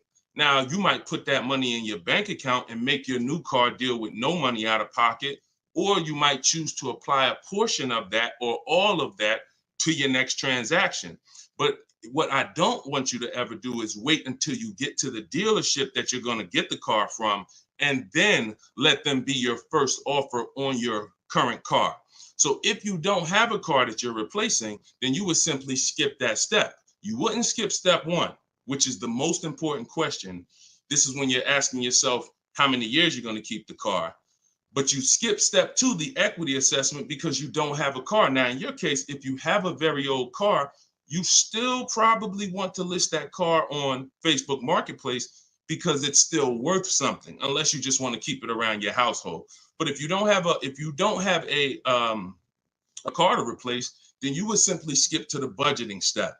And in which case, when you decide whether you're buying or leasing, you would be moving towards your budgeting, whether you're leasing and assessing how much the car you're going for should lease for, or whether you are purchasing and you are budgeting to see how much car you could afford based on whether you're going to pay cash or based on whether you're going to get your loan. So that's just a step you skip. Great question, though. Okay, go ahead, Dolan. Shoot the next one up. Does MSRP include all of the dealer fees? No, it doesn't. MSRP on a new car. Could y'all keep running those likes up on TikTok? Welcome to the new people. Type your questions. We're live. It is like we're 100% live on Tuesday. So start typing your questions and we'll get to you guys. But start tapping the screen so we can shoot those likes up and let TikTok know that we're talking serious business over here. Thank y'all. I see y'all running them up. Okay. Does the MSRP include all dealer fees? So it depends on what dealer. Usually no, because 80% of dealers, as I say, we have about 8,000 people that we've worked with since 2021, between the people who've gotten my book and the people who've used the video library, the Cars from Home video library. We get people data from all around the country. And what we see is about 80% of dealers are overcharging you, whether they're not giving you the discounts that their competitors would give you, or whether they're marking the MSRP up with bogus fees that they will try to convince you need to pay if you want to buy from them. So the only way that, if you're talking about, like, let's say I'm shopping for Toyota Highlander. When I'm looking at for example, let's say I'm shopping for a Toyota Highlander and I'm going to lease it. When I'm budgeting for a lease, our goal is to always assume about a 1.25% lease. So what I would do is I'd take that MSRP, let's say it's $48,000. I'd multiply that by 0.0125. That's going to be $600. $600 a month is what that vehicle should roundabout lease for when I find the best deal, which means one dealer beats all their competitors. And I'm not going to assume this to be the best deal, because we've had people who got 1% leases or 1.1% leases. We've also had people who get the best offer is going to be 1.4%. But what we're doing is we're using that middle portion. Some of you know 1.5 is the absolute max. You don't want to pay over 1.5. If I took that same vehicle, we'll do a lease scenario and then we'll do a purchase scenario. If you took 1.5 and you multiplied that by that same MSRP, now that's $720 a month. Above this, now we're paying too much for a vehicle we're going to be giving back. And the purpose of a lease is to avoid the natural depreciation that someone who's buying is going to take, and also to drive a lot of car for the money we're paying. So the lower percentage we pay relative to the MSRP, the better the deal. So everyone's going to charge different things. That's why we must get bids. We can't depend on a dealer who's going to say, oh, I'll honor the MSRP. And if I'm purchasing, then some dealers are going to not charge that same vehicle, that same $48,000 vehicle. Some dealers are going to charge $49,000 for it. Some dealers are going to charge $50,000 for it. Some dealers are going to charge $48,000 for it. And some dealers are going to charge less for it. We don't know who's who, which is why we must get bids. And part of what I teach is, and pretty much the gospel of what I teach is how to get bids online using dealers' websites so that we can sort for the best deal. We're not negotiating for the best deal. We are sorting. Good to see you, Yank. Even though you went a little left on the program yesterday. I saw you. But I'm here now. So go ahead, shoot the next question up, Dolan.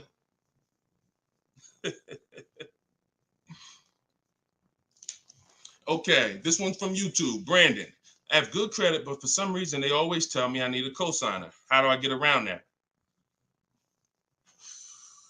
If you're purchasing, you want to control your financing first. So I wouldn't let the dealer tell. If you have good credit, what you should be doing is you should be purchasing your car, locking up your best deal, and then coming home. And this is for all of you. Who's going to be purchasing a car? Who's going to be purchasing? Now, if you're not keeping your car 8 years and you're new here, then you're going to find out that you should be leasing. But for the time period, I'm just going to base it off of what you know already. Who's going to be purchasing a car? Type me in the comments. Matter of fact, I need to see Instagram because I can't even see. I know, Dolan, you can see it, but I need to see Instagram as well. Hold on. While I'm doing this, y'all type if you're going to be purchasing. Okay, I see you, Brandon. All right, hold on one second. Let me get to Instagram. All right.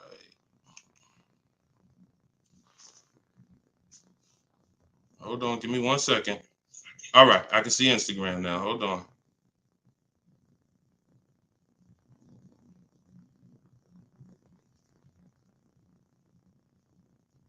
Give me 2 seconds. Okay, here we go. So if you're going to be purchasing, let me mute that. Yeah, I see you. She's like, please see us. I see you, LA Connects. Now I can see you. Okay. So if you're going to be purchasing, then what you're going to be doing is actually getting you're going to get your car. Do not let anyone touch your credit. No, this is for all cars, Crows. Just stay put. We talk about new cars, leases, and used cars. Stay put. Like, we got lots of people on 4 platforms. So you never want to let anyone touch your credit until you have already found your car.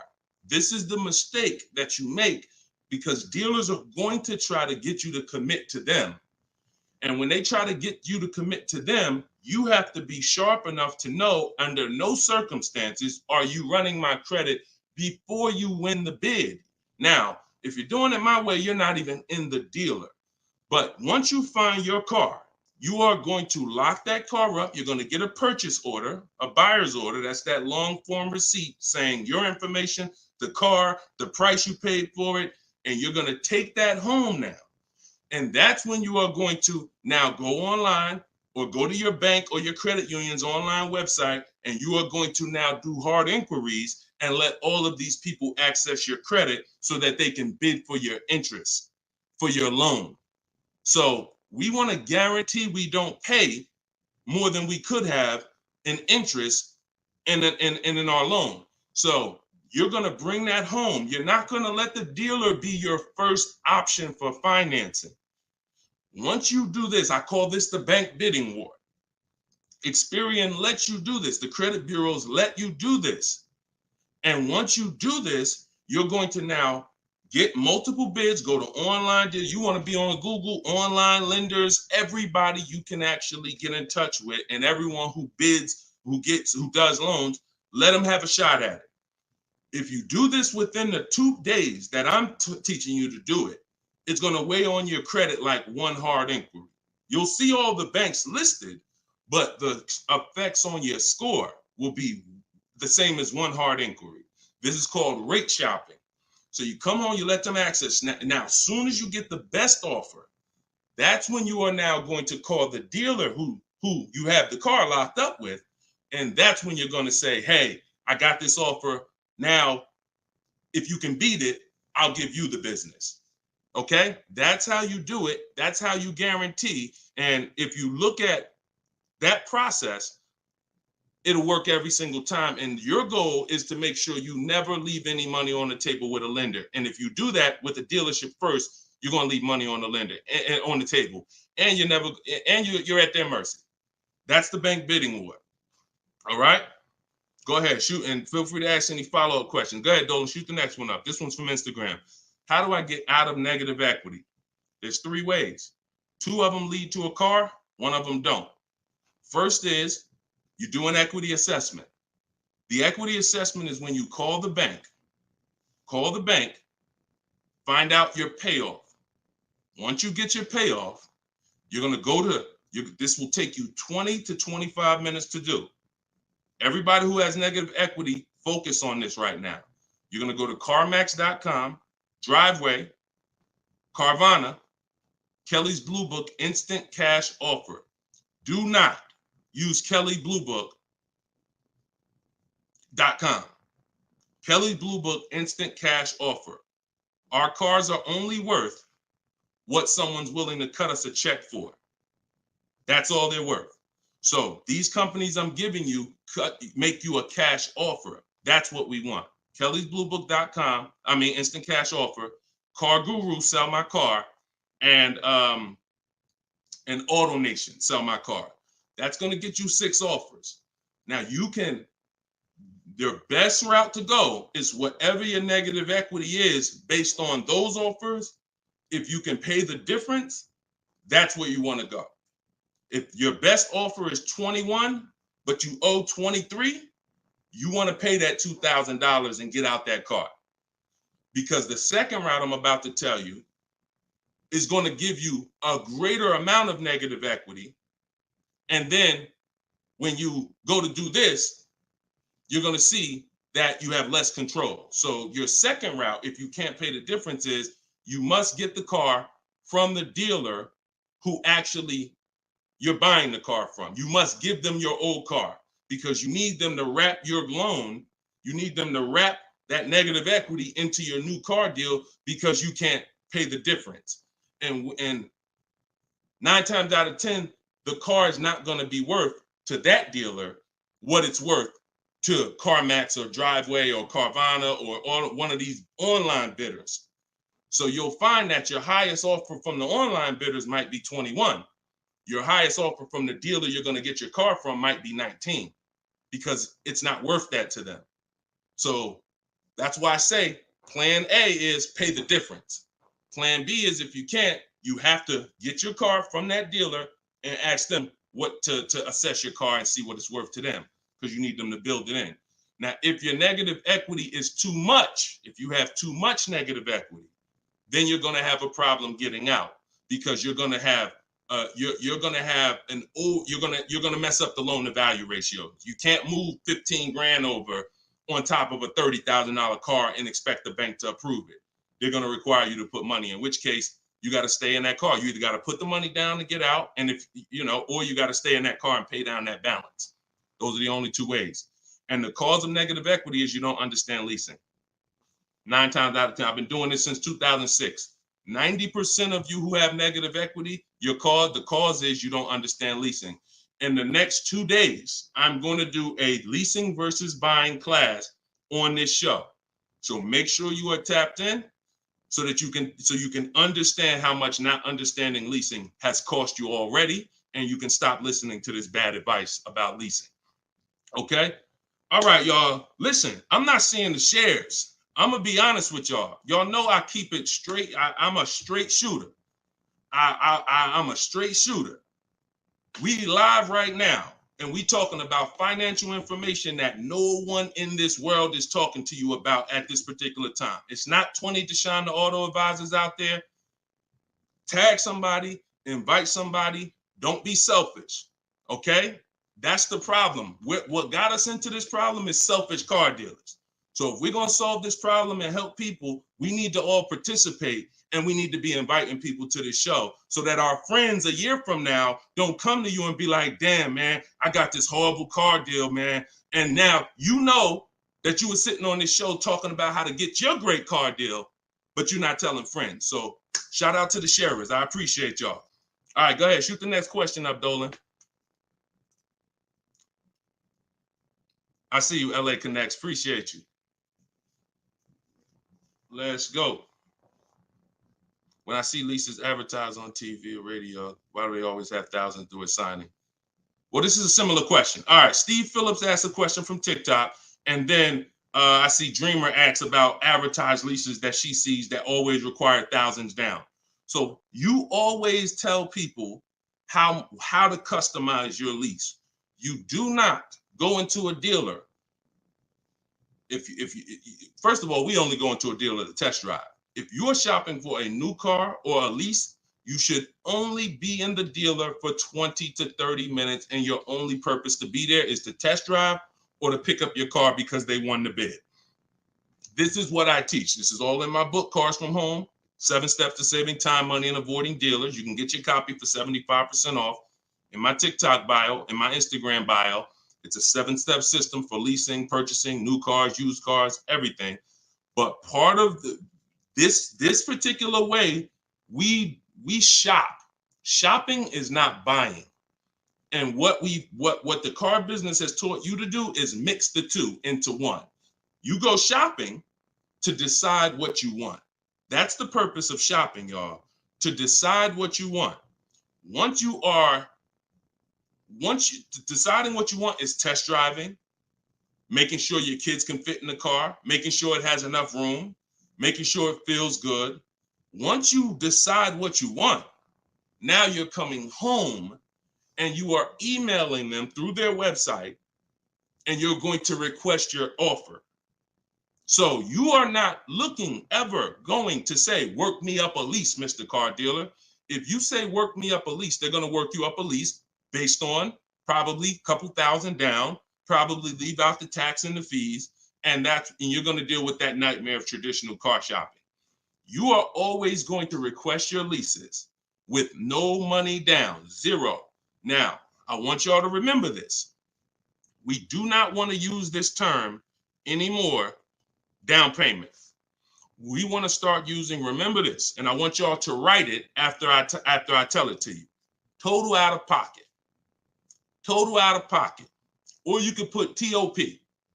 All right? Everybody who's locked in, I want you to type TOP. Okay?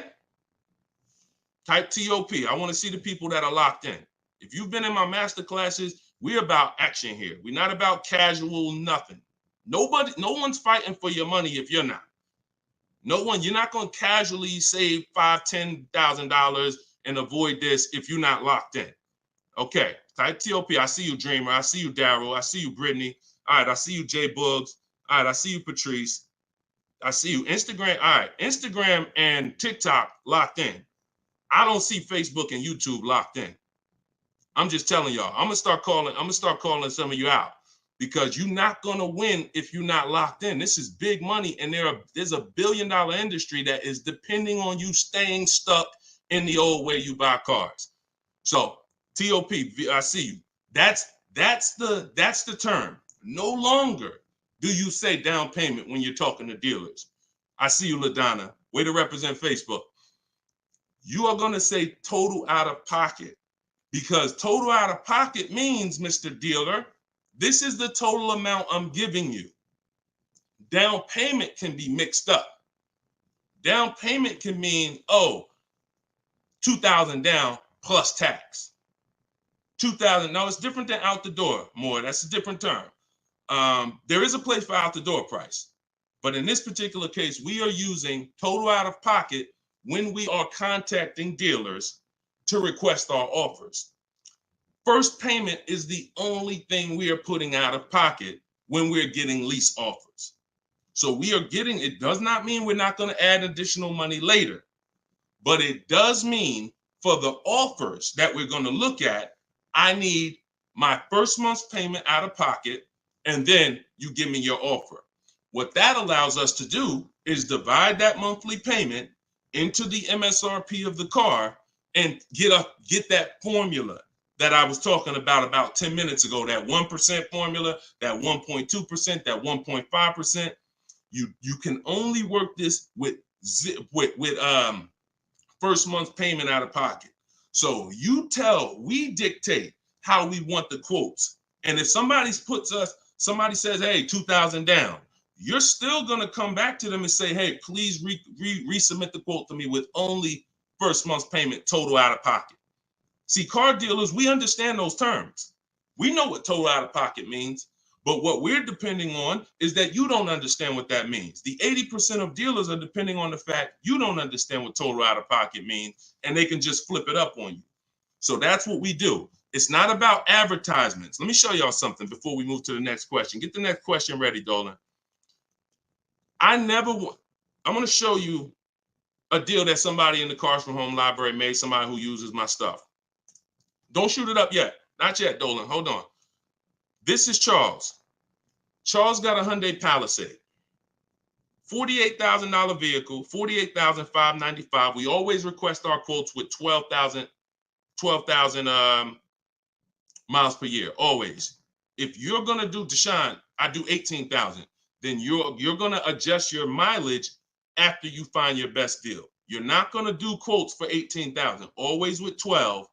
And then once we find our best deal, then we're adjusting. But Charles got $597 on a $48,000 vehicle. That's all he gave them, $597. So if he had depended on advertisements, he'd never get this deal. Hyundai Palisade like that, that's probably $597 with $3,000 out of pocket plus tax and fees. What am I trying to tell you by showing you this? Great deals are not advertised. Great deals are never going to be advertised. Great deals are made in the background. No one knows about them. Dealers don't even want to make them. They're sitting there saying, hey, listen, can you get them? They talk to the salespeople. Hey, can you get them to come up a little more? Can you get them to pay another, $50 a month, $40 a month? Can you get anything out of them? No. All right, go make the deal. That is what a great deal is. Not something that you're going to see on commercials advertised to hundreds of thousands of people. So forget about commercials. Commercials are for people who don't mind overpaying. People who shop for deals the way I'm teaching you to shop, our deals are never going to be advertised. In fact, when you go pick up your car, they might tell you, listen, I'd love for you to send me some friends, but don't tell them what you're paying because I can't duplicate this deal. This deal, I can't, I don't want to do a deal like that. So that's what we do. We customize our quotes. We don't let other people customize them. And you can do deals with no money down all day long. Go ahead, shoot the next one up, Dolan. Oh, here we go. I need to purchase a car in less than 2 weeks. Trying to determine lease or purchase. Easy. Who wants to know beyond a shadow of a doubt whether they should lease a vehicle or purchase? Type me if you're just like, Deshone, I've heard this, I've heard that, but I really want to know what's best. All right, all right, I see you, Tavy. I see you, Veronica. I see you on TikTok. TikTok is commenting fast. I need Instagram. All right, I see you, Patrice. All right, I see you, The Well Life. Perfect. All right. TikTok and Instagram is on point. Facebook and YouTube, y'all got to type fast to keep your hands by your keyboards. All right, Terrence. Okay, so here is the determining factor. In my book, I teach 7 steps to 7 steps. It doesn't matter. The first step is the most important question. The most important question, I want y'all to remember this. It's tied to something I created called the 8-year rule. The most important question is, and I want you to answer it, for everybody shopping for a car, or if you will be, how many years are you keeping your next car? This is the first thing you ask yourself. This is the first thing when your family is looking for a car, your son, your daughter, your spouse. The first thing you're asking yourself is, how many years am I keeping the next car? So answer that question. What you're going to see is if you're learning from me and you're going to use what I'm teaching you, it's going to be a system. We're not winging it anymore. We're not randomly shopping and doing things based on, all right, I think I should do this now. I think I should do this now. My book, all of this is in my book, Cars from Home, 7 Steps to Saving Time, Money, and Avoiding Dealership. You can get yours for 75% off in my TikTok bio. It's normally $97, but for 30 minutes, you can get yours for 75% off. You go to my TikTok and Instagram bio. So I see you, Latasha, 5 to 6 years. Tavy, 5 to 6 years. All right, Crowsman, till the doors fall off. Okay, The Well Life, 6 or 7 years. Everybody answer that question. 8 to 10 years usually. I see you, Terrence. Brandon Steph, 10 to 15 years. Okay, just bought the book. Hey, congratulations. Use it. Enjoy it and use it. Well, life. You're gonna love it. And make sure you write me with your success stories. When you get your car, send me the deal. Congratulations. So 5 to 7 years. So now remember this, and don't try not to say something abstract. Like long as possible, that's too abstract. Like years. What's our goal? 8, 10, 15 till it doesn't drive anymore. Whatever. We want to get a clear picture. Here's why. This is going to be your first step from now on when you are car shopping. Asking yourself this question. We're still on the overall question, which is should we lease or buy? That's the question we're on overall. Now I'm going to show y'all something that's going to help you understand why we asked this question first, and it's the depreciation scale. So I'm going to use this for you to understand. When you buy a car today, if I put a $30,000 car outside your house right now, if you didn't drive it, you don't drive it 1 mile, is that car worth $30,000 a year from now? You never touched it. You never touched it.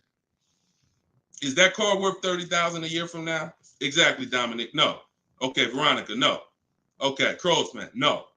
So we understand Wu-Tang Land. No. That's your first lesson on depreciation. That's something called the unseen expense.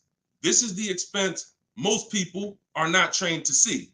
That's why they buy their cars and think, oh, I could just drive as much as I want and it doesn't matter. I'm not paying for the miles. You are paying for the miles. Let's go deeper with this lesson. Now, if you don't drive it 1 mile, we all agree it was worth $30,000. A year later, it's probably worth $25,000. We didn't touch it. Now, if we drive it, average miles 12,000, it's probably worth 22. You know, if we drive it high miles, it's probably worth 20. So you see that no matter whether you buy or lease, you pay for the mileage. You pay for your usage. In fact, you even pay if you don't use it. So now, I want to use something a little harder than that. When you understand that, you're going to see, Deshone, okay, if I'm losing that type of money in my car when I buy it, when do I ever get to a point where I'm winning? And the longer you keep a car, the more this starts to level out. So when you get to about 7 years, now you're no longer losing thousands of dollars every year. This is the purpose of the purchase, is to get to a point where your car is no longer losing value every year and you can keep it and it becomes something that is an asset because it's not taking money out of your house and you're not losing money. Now, the mistake is when you people who answered, if you're a person who said 5 years, 4 years, 3 years, 6 years, your mistake is buying a car and you trying to replace it while it's still on this type of drop. That's why you're never happy when you go trade your car. That's why you have negative equity, because the asset value is so low because it's dropping like a brick every single time for the first 5 years, every single year, first 5, 6 years. How do we avoid that long term? So every one of you that said, Deshone, 8 years, 10 years, you should be purchasing. Deshone, what if I'm not keeping it that long? You should be shopping for leases. Because you cannot compare. Look at Danielle. Look at Danielle. Danielle's lease deal, she got $44,000 Audi A3. She's paying $550 a month. No money down. That same car, if she bought it, would be $900 a month. Every $5,000, some of you know, is about $100 a month on a 5-year loan. Depends on what the interest rate is. So that same car that she's driving for $550 would be about $900 a month to buy. So we have to understand, the leasing versus buying question is so easy once you just follow these parameters. You are avoiding depreciation when you get great lease deals. or you're avoiding depreciation when you buy and keep 8+ years. Anytime in between that and any other strategy, you are not avoiding depreciation. The unseen expense is what's taking the most money from your household, is the unseen expense. Everybody clear on that so far? If you're clear on that, type clear. If you're clear on that, type clear. I call this the 8-year rule. You will not, if you stick to this, you will win every time. And if you break this rule, you're going to lose every time.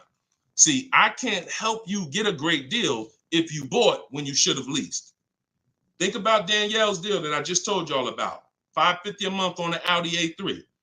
Even the person who bought and they were paying $900 a month, even if they saved another $5,000, got a ridiculous deal off the car, which we could get. We help you get the best deal. That's no problem. But if you bought it, you're still $8 something a month. So if your deal is on the wrong foundation, there's no way to get a great deal. So buying versus leasing, the most important question, the 8-year rule, is your first step always. Okay, and I see a lot of people typing clear. So good. Okay, shoot the next question up, Dolan. And I know some of you are like, Deshone, I was taught all my life, don't lease. If you weren't keeping your cars 8 years, then those people who taught you that owe you some money.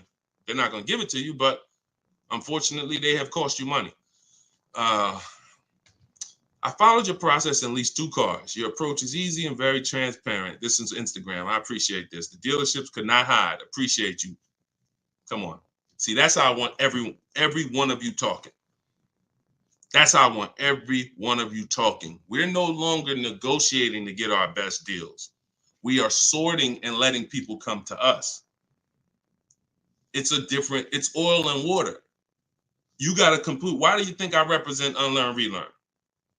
Because I know the first problem I saw when I started teaching this in 2021, I started before that, but God blew me up in 2021. You know, we got 1.5 million followers on TikTok, and everything went crazy since then. We teach, but I was like, oh, people got so much bad information that they got to unlearn. I can't put good information on top of bad information. So you got to be willing to scrap that, realize it's cost you money. It's from people who don't understand cars. They might have bought 10 cars, 20 cars in their life. Now they think they're an expert. And that's just cost you. So you got to be willing to unlearn all of that stuff and learn the new way.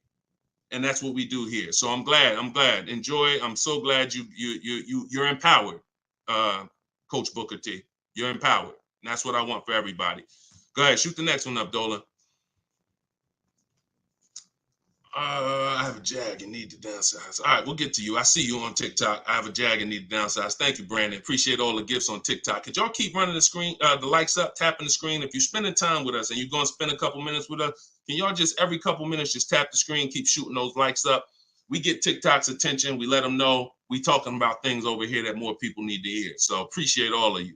I see you already. All right, this one's from TikTok. How long can you keep a car when you lease? Asking with miles. 3 years. 3 years. We don't do 4-year lease deals. Stay away from 4-year lease deals. When you are getting your offers, and we do this online, so we go direct to the dealer site. We don't go through a third party because they pay for those leads. We don't want anything that drives the cost up when it comes to us. We go direct to the dealer's websites. In my book, I have a link to all the dealer's websites. I teach you how to do a radius search, and it takes about 15 minutes to contact 25 dealers, because when we shop for new cars and leases, we use something I created called the 25-to-5 strategy. So we're going to connect with 25 dealers online, and then we're going to get 5 to 7 quotes from that. So we're going direct to the dealer's website. That also allows us to shop out of 25 dealers' inventories, because 1 or 2 dealers is not enough. They might not have what you're looking for. Now you're at the mercy of who has what you're looking for. When we connect with 25, we're typically going to be able to get 5 to 7 offers from that. So this takes about 15. It just takes about 15 minutes. But we don't want to, like I said about 10 minutes ago, we dictate how we want our leases customized. And our leases are always first payment out of pocket, total out of pocket, first payment, 12,000 miles per year. And then we are, we're doing 12,000. And once someone wins the bid, out of those 5 to 7 offers, you're going to see, again, like I said, between the Cars from Home book, between the Cars from Home video library, and between my coaching program, we've done this with about 8,000 people since 2021. I can tell you we have enough data to tell you this is how it goes. Once you get 5 to 7 offers, you're going to see at least $150 to $200 difference from your best offer to your worst offer. That proves, that's why I say 80% of dealers are overpriced. So once you see that bid, you're going to, but we dictate that 3 years. We don't let people present leases to us. We tell them, this is how I want the lease. And if anyone suggests a 4-year lease, even a 3.5-year lease is too long, because you're eliminating the benefits of leasing, which is switching cars every 3 years. I want the latest and greatest. I want to pay the pennies on the dollar compared to someone purchasing. And I want to be able to switch cars and most of the time be under warranty, depending on what brand you're shopping for. If you're shopping Chevy, if you're shopping Ford, if you're shopping most brands with a 3-year bumper to bumper warranty, once you go 3.5, once you go 4, you're out of warranty. So I don't even like going 3.5. If it's a ridiculous deal for 3.5, maybe, but I'm typically 3 years, 39 months, maybe, and that's in my template. We'll do 3 or 39 months. 2-year lease deals are rare. You don't really see great 2-year lease deals, but if a manufacturer has it, then a dealer would tell you. When we contact them, they'll tell, hey, we got a great 2-year lease deal. Are you open to that? Yeah, we're open to 2, but we're not open to going longer than 39 months. We're paying too long on a car we're giving back. Go ahead, shoot the next one up, Dolan. Great question. All right, I see you. Perfect. Great questions. All right, Facebook. What's the best credit score to have when looking for a good deal on a brand new car? It's no way to dictate that. All you can do is now, if you're at a point where your credit is in that fair range, which is in that low 6s, mid 6s, then I would tell you, if you can, get yourself up to close to 7, get yourself up to 680, 690, 700, because that fair range is but that's really mostly with leases. But even even if you look, some of you are homeowners. When you buy a house, we're trying to get our credit to wherever it needs to be. If it's not there from the get-go, realtors will tell you, get your credit here so that you can get a mortgage. If you have the luxury of time, then sure, work on it. But our process, the bank bidding war process, eliminates the need for you to actually do this, because what it's going to do is going to, no matter where you find yourself at, you're going to get so many bids, you're going to make sure that whatever the best loan was that you could qualify for, you got it. I talked about the bank bidding war at the beginning of the show. So y'all know, if you're on YouTube, watch the replay, rewind it, watch the replay. We are live at 12 and 3 p.m., y'all. We're doing Monday, Tuesday, Thursday, Friday, 12 p.m., 3 p.m. We are live, actually live. But throughout the day, we rebroadcast these shows so that more people can see them. But in any time outside of that, I want you to go back and watch the replay if we answer something that you ask. And you want to find out, if you get the book, you'll see the bank bidding war that I send out with the book. That's how we get banks and credit unions to bid for our loan. But I explained it earlier in the show. All right, shoot the next one up, Dolan. All right, this one showing up from YouTube. Quick question: would you pay $9,000 for an SUV with $164,000 on the dash? It's a 2014. All right, so great YouTube name and picture. Shout out to the Last Dragon. No. Well, look, it's car specific. When we shop for used cars, who's going to be shopping for a used car? Type a letter U. I want y'all to listen up. We use a process called the multiple marketplace strategy. This is in my, now I told y'all, our process for shopping for new cars is, or new cars and leases, is the 25 to 5.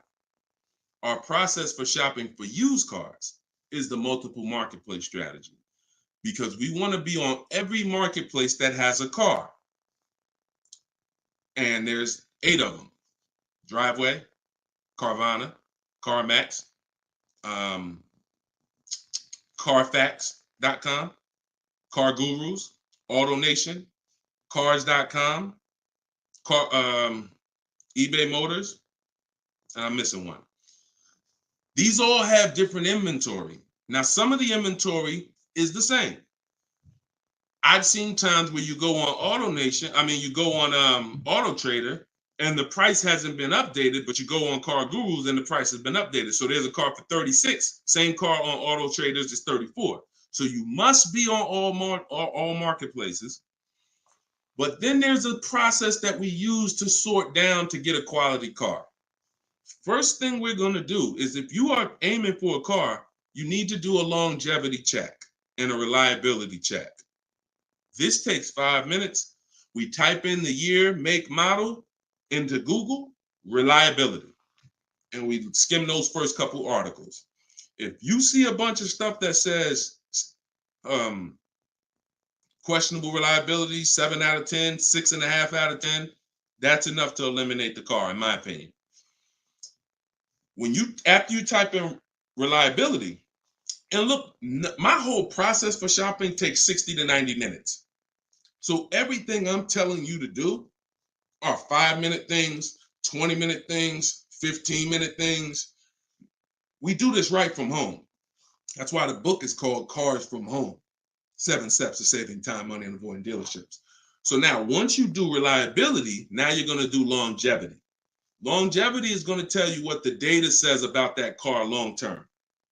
If it has transmission issues, if it's not known for lasting. Sometimes the longevity records on Google will say this car is known to last 200 to 300,000 miles. So that's the first thing. Thank you, Mr. Super. I see you. That's the first thing. Before we even look at a car and consider it, we got to make sure we do that 5-minute check. Now, once we move past that, now we're moving into our process of sorting down, because we could have a good car with good data, but we could get a bad car based on the previous owners. So first thing we're looking at is the Carfax. Carfax. We want to know what that title's like. Is it salvage? Is it rental? Is it frame damage? Is it rebuilt? Eliminating those. Now we're moving on to service records. This is the biggest indicator, in my opinion, on if a car was taken care of. It's not title history. It's not accident history. It's service records. Service records.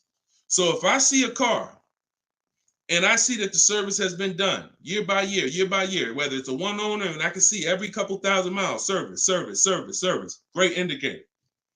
Great indicator. Opposite is also true.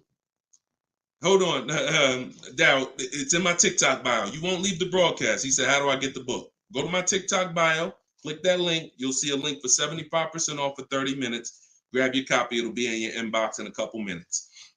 Okay? And everybody who's on here, you can get your copy for 75% off my new digital book. And I do updates. So anything changes in the market, I update it so that it stays fresh, it stays relevant. So once we move past service records, now we're moving to accident history.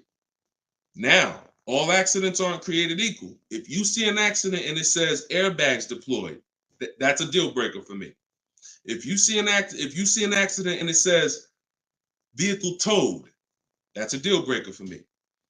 If you see an accident and it says vehicle drivable, minor accident, that's not a deal breaker for me. Depending on, I'll put it in my top 5. Doesn't mean it's going to be the one that wins, but I will put it in my top 5, top 7. So these are the things that you're looking for when you actually are shopping, trying to make sure the car is good. It's not just the year. It's not just the price. Forget about that. That comes later. It's not the mileage. Those things come first to dictate, is this a good car? Car could have 60,000 miles on it. If it has bad title history, bad accident history, no service records, it's a trouble car. So that's the system. As I said, everything I want you to do from now on is shop with a system. So you are not winging it anymore. You follow those systems. Again, there's no guarantees. But if you have a strategy and you're like, okay, I'm taking the steps to do my best to make sure that whatever I put my money in, I've done the due diligence, 9 times out of 10, you're going to win. versus just winging it? Okay, great question. Great question. Shoot the next one up, Dolan. Oh, by the way, I teach a strategy where you might not know. I'm getting ready to give y'all some game. The whole show is game, but I'm gonna get ready to give y'all one of my secret strategies. It's in my book. I got a lot of stuff in my book. A lot of stuff. But a lot of you don't know when you're on these marketplaces. Keep that question ready. We're gonna go to that next one in 2 seconds. That Carfax, many dealers have agreements with Carfax. So when you're on these marketplaces, you might see Carfax, they'll try to sell you a Carfax. What we do is we bypass we'll go to the dealer's website and we'll see if they have a free Carfax there. Because if that dealer has an agreement with Carfax, that means every car in their inventory, they'll be able to get a Carfax on the dealer's website. I told you, we use Carfax because Carfax is the only one right now that shows service records. The other auto check does not show service records. And I will not buy a car, and I would not suggest you ever buy a car without seeing service records. All right? That's what we do. Go ahead, shoot the next one up, Dolan. What does residual amount mean? Well, that's the amount that okay, so let's say when you lease, there's a percentage you pay for, and there's a back-end percentage. The back-end percentage is what they want the car back for, and they're going to sell it and, make money. Now, we'll see if we can sell it. We always see if we can sell a lease, if we can make money. We do an equity assessment at the end, but the residual amount, let's just say the car is broken into 2 halves. 40% is what you're going to pay for, and you're going to pay interest on that 40%. And then the 60% is what's left, and that goes back. That's what happens when the dealer comes back. That's when you give it back to the bank, not the dealership. That doesn't matter to us. We do not shop based on residual values, money factors. We do not shop based on that. We get bids because we can't control that. I've had people in the years come in, Wall Street finance guys come in with their finance calculators, asking me the money factor. And when I give them the money factor, we're converting it to an interest rate multiplied by 2,400. And they're like, okay, they're doing all this math, and it's not going to help them because all they're doing is one-to-one negotiating. You don't get your best deal doing one-to-one negotiating. You get your best deal by making multiple dealers submit offers and bids. So you can know the residual all you want. You don't know the rebates. What if there's no rebates? You don't know that. You don't know you don't know if I'm an 80% dealer and I'm not going to discount, or I'm going to mark my car price up $2,000 and then take off that $2,000 and make you think you won. But all I did was take off the $2,000 that I was overcharging anyway. So you don't know who you're dealing with. That's why one-to-one never works. Sitting at home and getting bids from at least 5 dealers. My way is the 25-to-5. We're going to connect with 25 dealers online on their website, send them my template. You can send them an email, letting them know what you want. In my book, I have links to my templates. In my video library, you're using all my stuff and you're not talking. We connect with 25 and we're looking to get 5 to 7 offers. That's the only thing we can control. We can't control the residual amount. We can't control the money factor. We don't shop like that. It's not going to help you. In fact, it'll slow you down and it'll hurt you because you're overanalyzing things that don't even matter. And trust me, I love numbers. I love numbers. I was in calculus in 11th grade, so I can do this stuff in my daggone sleep. But what I don't want is to teach you to do that, because I don't do that. It doesn't take that. None of these people that you see, look, when you see Eddie, matter of fact, he bought, hold on. When you see, look, let me show you Benita. Benita in the middle of the pandemic. The reason why I always show Benita is because in the middle of the pandemic, she got a Kia Telluride when people were paying $5-10 grand over sticker form. Kia Telluride, $600 a month, 36 months. She drove out. It's like a $46,000 vehicle. People were paying $800 a month. Some of you may know somebody who's leasing a Kia Telluride that they got during the pandemic. If they didn't put money down, they're paying $800 a month, $700 something a month, minimum. Now, one thing people will never tell you, though, is the money they put down. So don't even ask them, because, people tell you, oh, I'm paying $600 a month myself. They'll never tell you they put $4,000 down, though. Never. So, but yeah, when you are shopping like this, you're getting bids. She doesn't know what the deal is going to be until she shops. And when she shops, she doesn't care about the residual value. It doesn't matter to her the money factor. None of that stuff matters. The only thing that matters is let me get my bids and see who's going to win the bid. That's it. That's it. Go ahead. Shoot the next one up, Dolan. Let me put that banner back up. For all of you who just jumped on, this entire show is sponsored by my new digital book. It's called Cars from Home. 7 Steps to Saving Time, Money, and Avoiding Dealerships. I'm the author of that book. I'm also the creator of the Cars from Home video library and the Cars from Home coaching program. You can get your book for 75% off in my TikTok bio, in my Instagram bio. It's normally $97, but you can get your copy for 75% off by going to my bios and getting it, or you can scan the QR code or go to deshonsbook.com. 75% off for 30 minutes. All right? So get your copy. Everything I teach is in there, and you can reference it for life. All right? This one's from TikTok. When I see, we already did that one. I know you're snatching all the questions, but I tied that question in, even though you didn't post it. I tied that question into the other person who was asking about 0 down leases. All right, thanks, Dolan. Okay, this is another one from TikTok. Lease mileage is, let's go Instagram. Make sure you're typing your questions. All right, make sure you type in your questions, Instagram. We live every day at 12 and 3. So let's see, TikTok. Lease mileage 10,000 under allowable. Does that value when getting next lease? No. What you're going to do is you're going to do an equity assessment. You are not going to, how many people right now have dealers calling them, telling them to come in and they can get you out of your lease, or they could trade you out of your car and put you in another car? How many people have either phone calls coming in, emails, or you get mail? Hey, Leo, good news. We need your 2019 car. We have somebody looking for that car. How many people are getting those emails or those calls right now? When you get those emails, look, all of them, look, look, I do every day, Matthew said. Look, so when you get those calls, what you're doing, what they're doing is we have automatic algorithms, like automatic technology that generates these lists for us. It's not that they saw your car exactly and they're like, oh, I love your particular car. So what you got to know is, what's the goal? The goal is to get you to come in and get you to have them be your first offer on your vehicle. Now, we never want a dealer to be our first offer. Hold on, Tiffany. We never want a dealer to be our first offer. We want the dealer to be our last offer all the time when it comes to our car that we're replacing. So you're going to do something, Wanda, called an equity assessment. You're going to call the bank. You're going to ask the bank 2 questions if you're leasing. 1 question if you own. What's my payoff? That's the question everyone asks. If you're leasing, you're going to ask the second question. Do I have a third-party restriction? If they say no, then you need to write that down. If they say yes, you need to account for this.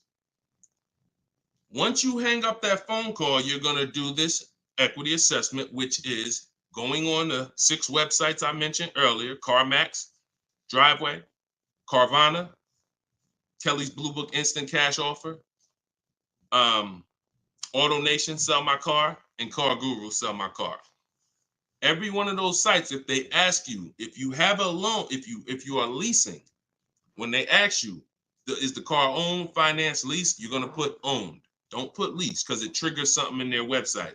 They don't know how to separate third-party restrictions and not. And just so you know, for those of you who think you can't sell your lease because you have a third-party restriction, you're wrong. We sell leases with third-party restrictions. A third-party restriction doesn't mean you can't sell your lease. It means you can only sell your lease to a dealership that sells the same brand. So if I have a Nissan lease, I can only sell my lease directly to a Nissan dealer. And I'm selling and getting what? What's the best? What do we do? Bids. I'm not, every Nissan dealer is not the same. So for those of you who had third-party restrictions, I saw a lot of people, oh, I had to buy my car and resell. We don't do that. If you have equity, $3,000, $4,000, $5,000 in equity in your lease, you are now going to sell that car to a local dealership, and we're going to get bids. I have a script in my book for talking to used car managers and getting bids from local used car managers. Now, if you don't have a third-party restriction, it's even easier. You're going to get those bids, those 6 bids, and you're going to sell to one of those. If you have a finance, it's even easier. Finance and no third-party restriction is pretty much the same. You're going to sell to the highest bidder of the online dealers, and if you have to replace your car, you're just going to keep those offers on hold, because some of you are going to say, well, I could make $3,000 selling my car, but I need to find my new car first. No problem. In my book, I teach something called timing the transaction. You're just going to put those offers on hold. You're going to start your shopping, and you're going to find the dealer who's going to win your bid to sell you the car. And then you're going to pick up your new car and sell your old car the same day. These companies cut you a check. This isn't like Facebook Marketplace. You go into CarMax, literally they inspect the car, they cut you a check, you leave with the difference. It's not a 2-3 day thing. This isn't like, oh, I need to. No, this is very simple to do. And that's the equity assessment process. We get bids on everything. Our old car, our new car we're buying, our loan. Everything's a bid. All right, everybody clear on that? If you're getting value out of the show so far, I want you to type $signs. If you're getting value out of the show so far, type $signs in the comments. I want to make sure that we're getting value out of what we're talking about. And then we're going to go to Tiffany's question. All right, I see you, Brandon. All right, perfect. All right, I see you, Denise. I see you, Terrence. I see you, user 977-163-105-3712. I see you, the Wildlife Diva. Perfect. 36 Chambers. Richard, I see you. Perfect. All right. Wonderful. All right. Shoot. Can you pull Tiffany's question up? I purchased the book and reviewed the email. How it hasn't downloaded since I did something wrong. Dominic, just as soon as you purchase the book, I give you a support email. Don't DM, because we have 2 million followers. We're blessed, thank God. DMs, we get hundreds of DMs. You get a support email. Let me know if you got it. And then just if there's anything, we'll get you the book. We'll send it to you manually. Okay. So just hit me with that. Just make sure you got it. All right. So Tiffany said, this is from TikTok, would you finance your lease at the end? 2018 Audi S5, 42,000 miles, 5K down, 12,000 miles. So when I talked to you earlier, you have to ask yourself the same question. If you were here earlier, the most important question is, how many years are you keeping the next car? You're going to ask yourself the same question right now, because you're about to buy another car. You have to see your lease. Buying your lease, you have to see it as buying another car. It's a used car. That's what you're doing. Hold on. Okay, LA Connect, do me a favor. Hold on. LA Connect, shoot me a DM. I'll look for your DM, and you get the support email. You don't get the support email. As soon as you purchase, the thank you page says, here's the support email. So, and check your spam and check your junk folder, okay? Because we got a pretty sophisticated email technology that is spot on most of the time. I'm not going to sit up here and tell you it's perfect, but I mean, we deliver a lot of books without issue. So sometimes it's in spam, sometimes it's in the junk folder. Okay, so that's how you have to see buying your lease. You're buying a used car. The only difference is it's your car. That's the only difference. You don't, instead of going to look for a used car, you're saying, I'm going to buy that used car. So the same question exists. How many years are you going to keep the car? Now, if you say 8, you're not going to break the 8-year rule. Then you could buy it. But if it's not 8, it makes 0 sense not to be shopping for another lease. I'm going to tell you why. One, the depreciation. And I'll talk to you about, I'll do a quick scenario of, because some people say, Deshone, when I buy used cars, they don't depreciate as much as used cars, but you still pay more than people who get great lease deals, than people who get great lease deals. You're still paying more money, and now you're paying more money for a for a worse car. So, but when you are looking at these scenarios, most people are going to finance for a 5-year or 6-year loan to buy their lease out. but you've already had the car for 3 years. So you have to say to yourself, what's the likelihood I'm going to keep this car that I've already had for 3 years for another 3 years? Tiffany, if you didn't get if the new lease payment, if that's not the best offer out of 5 dealers, then that doesn't matter to me, because we don't care about what one dealer says, especially a dealer who's going to try to see you. Some of you are too loyal to these dealers, and you got to stop. I'm not loyal to any dealer. No one who listens to me is loyal to any dealer. We are done with being friends with dealers. We don't need to go to a barbecue with our car salesman. We don't need to do that anymore, because we need to make car salespeople compete and different dealers compete. Tons of people will walk in, get one quote from an old dealer or a dealer that sold them 2 cars, and that quote is $900 a month, and they're like, oh, I guess that's what the car costs. Not realizing, no, that's what the car costs from that dealer. That's what it costs from that dealer. Your competition is going to be $1,000 a month, $1,050 a month, $850 a month, $790 a month. I told you, when you shop the correct way, you are going to expose the dealers that are overpriced. That's why that person who came on here, who Dolan put that comment up that said, hey, I use your stuff, dealers can't hide. Because it's an exposing of the overpriced car dealers. We see the people who are overcharging us, because when we see that best offer is $790, and then we see another offer for $840, another offer for $890, another offer for $920, we realize all of those other higher price offers were taking a shot at us, hoping that we weren't going to shop them. But that's okay. We're buying from the 20% who beats their offers. So before we ever make a decision to leave, we must shop 5 offers, and none of you are going to realize that this is right. See, like I said, between my book, the Cars from Home Library, and my coaching program, we've helped 8,000 people since 2021. These are the numbers. 80% of dealers are overcharging you. And if you don't have multiple offers in front of you, at least 5, you're not going to ever find the best price dealers. And you don't do this the hard way, going into dealer to dealer to dealer. You do this sitting at home on these dealers' websites, requesting your offers, looking at offers strategically. That's why my book is called Cars from Home. My system is called Cars from Home. We spend time here. We're not in a dealership for more than 30 minutes. Okay? So getting back to your question about buying your lease, I'm not buying a used car. I'm not switching my strategy. The philosophy of going from a lease to a purchase is a total strategy shift. That means I'm going from a short-term person who doesn't like maintenance, who doesn't want to put more long-term, who doesn't want to keep a car long-term. I want to be under warranty most of the time. I want to drive cars for pennies on the dollar, compared to people who buy. Now I'm switching that to become a long-term person, because there's a different set of values when you're buying cars for 8 to 10 years to 12 years. That means I'm going to pay off my car. I'm going to get to the point where it's not depreciating a lot anymore. I don't care about having the latest and greatest. Once my car is paid off, I just got a car that's 7, 8 years, 9 years old, but I'm going to keep it in my family for a long time, and I'm going to win that way.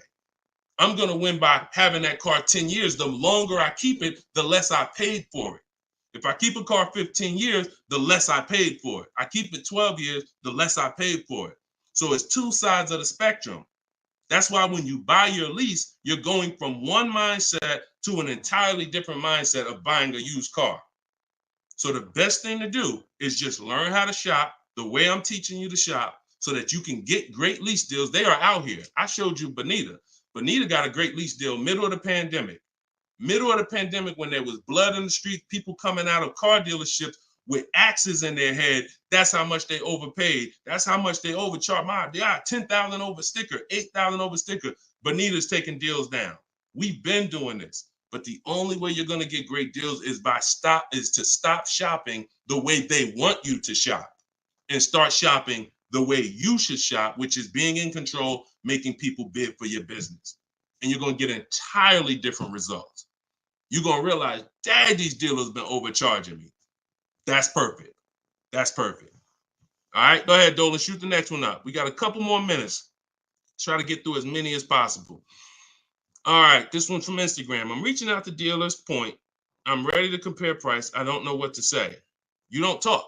If you're doing it my way, you should be on their email. Now, if you're doing it the manual way, which I'm not even going to teach anymore. I used to say on some of the older broadcasts, I would say call, talk to a sales manager. But I want to do it by email. We go to a dealer's website. We use the contact tab. We tell them what we want. And then we're having conversations from there. Now, we do that. We do that with 25 dealers. We always get a separate email. These are the little things that we must do to make our in my book, in everything I teach, it's for a reason. We get a separate email, we get a Google Voice phone number, because we're not talking to people. If we're talking to anybody, we're talking to sales managers. We are not talking to salespeople unless we're setting up a test drive. And even that, there's a way we do it. We want to talk to the most experienced salesperson. We want to talk to the person who has a great history, who everybody loves. We want to talk to the person, because the wrong salesperson won't even have the car ready for you when you get there to test drive.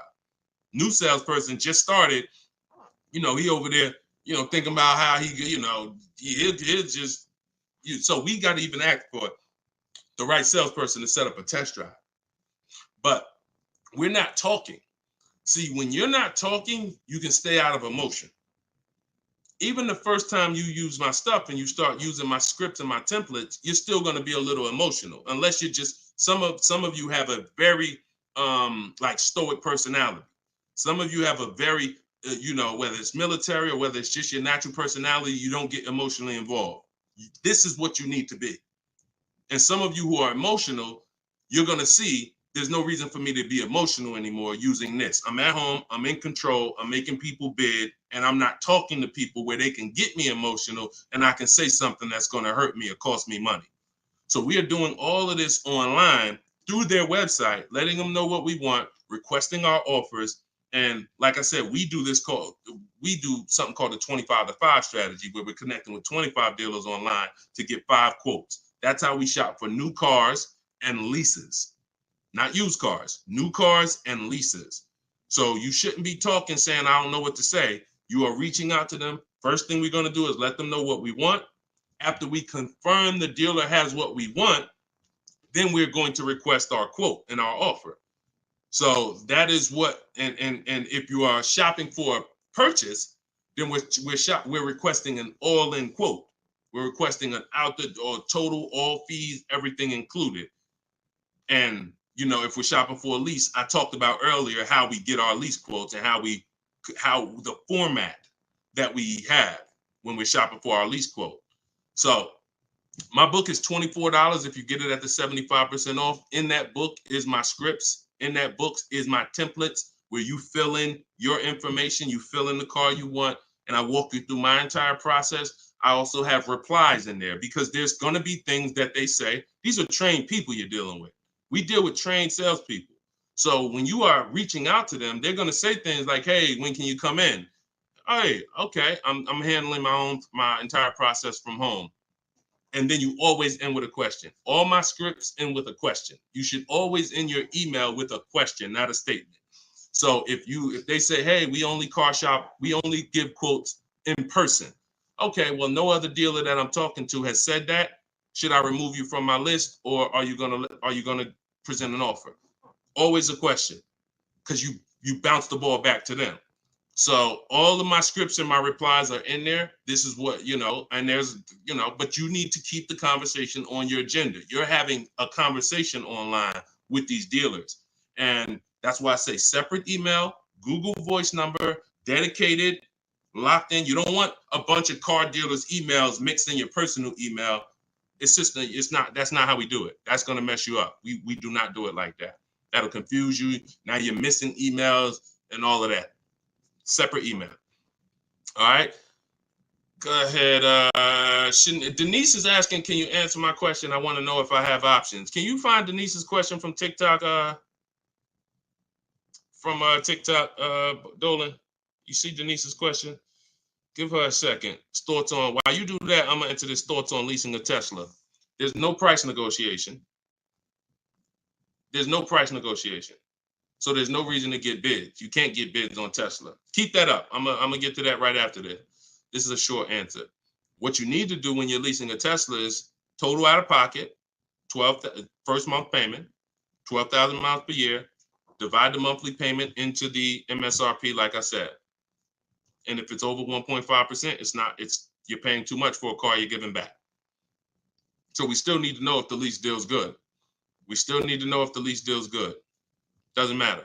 Even if it's no negotiations. Plenty of people out there that got bad lease programs that are dependent on people who don't know what a bad lease program is to come in and lease the car. And until we stop leasing those cars at these bad lease programs, when we stop, that's when they'll change. All right, it's always a buyer's market for us. Go ahead. All right, so this one's from Denise. I have a Jag and need to downsize. I'm retired and upside down 14,000.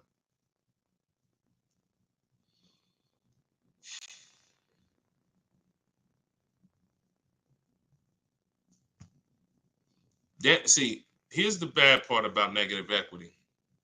The damage is done. I wish I was the person who could, give back. A lot of what I'm talking to y'all about is I'm shouting from the hills and warning you. It's up to you to take the warning. But in this particular case, with negative equity, the damage is done. Now, how do we get out of it? It's only two ways. I talked to you about that earlier. Now, in your particular case, now there's a third way. It involves the car. If the car is totaled or stolen and you don't recover it and you have gap insurance, then the car is. So I have to. I can't say there's not another way, but we can't plan on that. That's insurance fraud. So in the case of what's legal and ethical, you can only sell car or trade into or replace it with another car. And in the case of negative equity, if you can't sell the car and pay the difference, go to YouTube. After this, I spent probably 8 to 10 minutes talking about how to get out of negative equity. There's 3 ways. 2 of them lead to a new car, 1 of them doesn't. If you can't use one of the 2 ways, which is paying the difference between what you owe and the highest bidder, then you have to transfer that to another car, in which case you have $14,000. What's your car payment? How much is your car payment?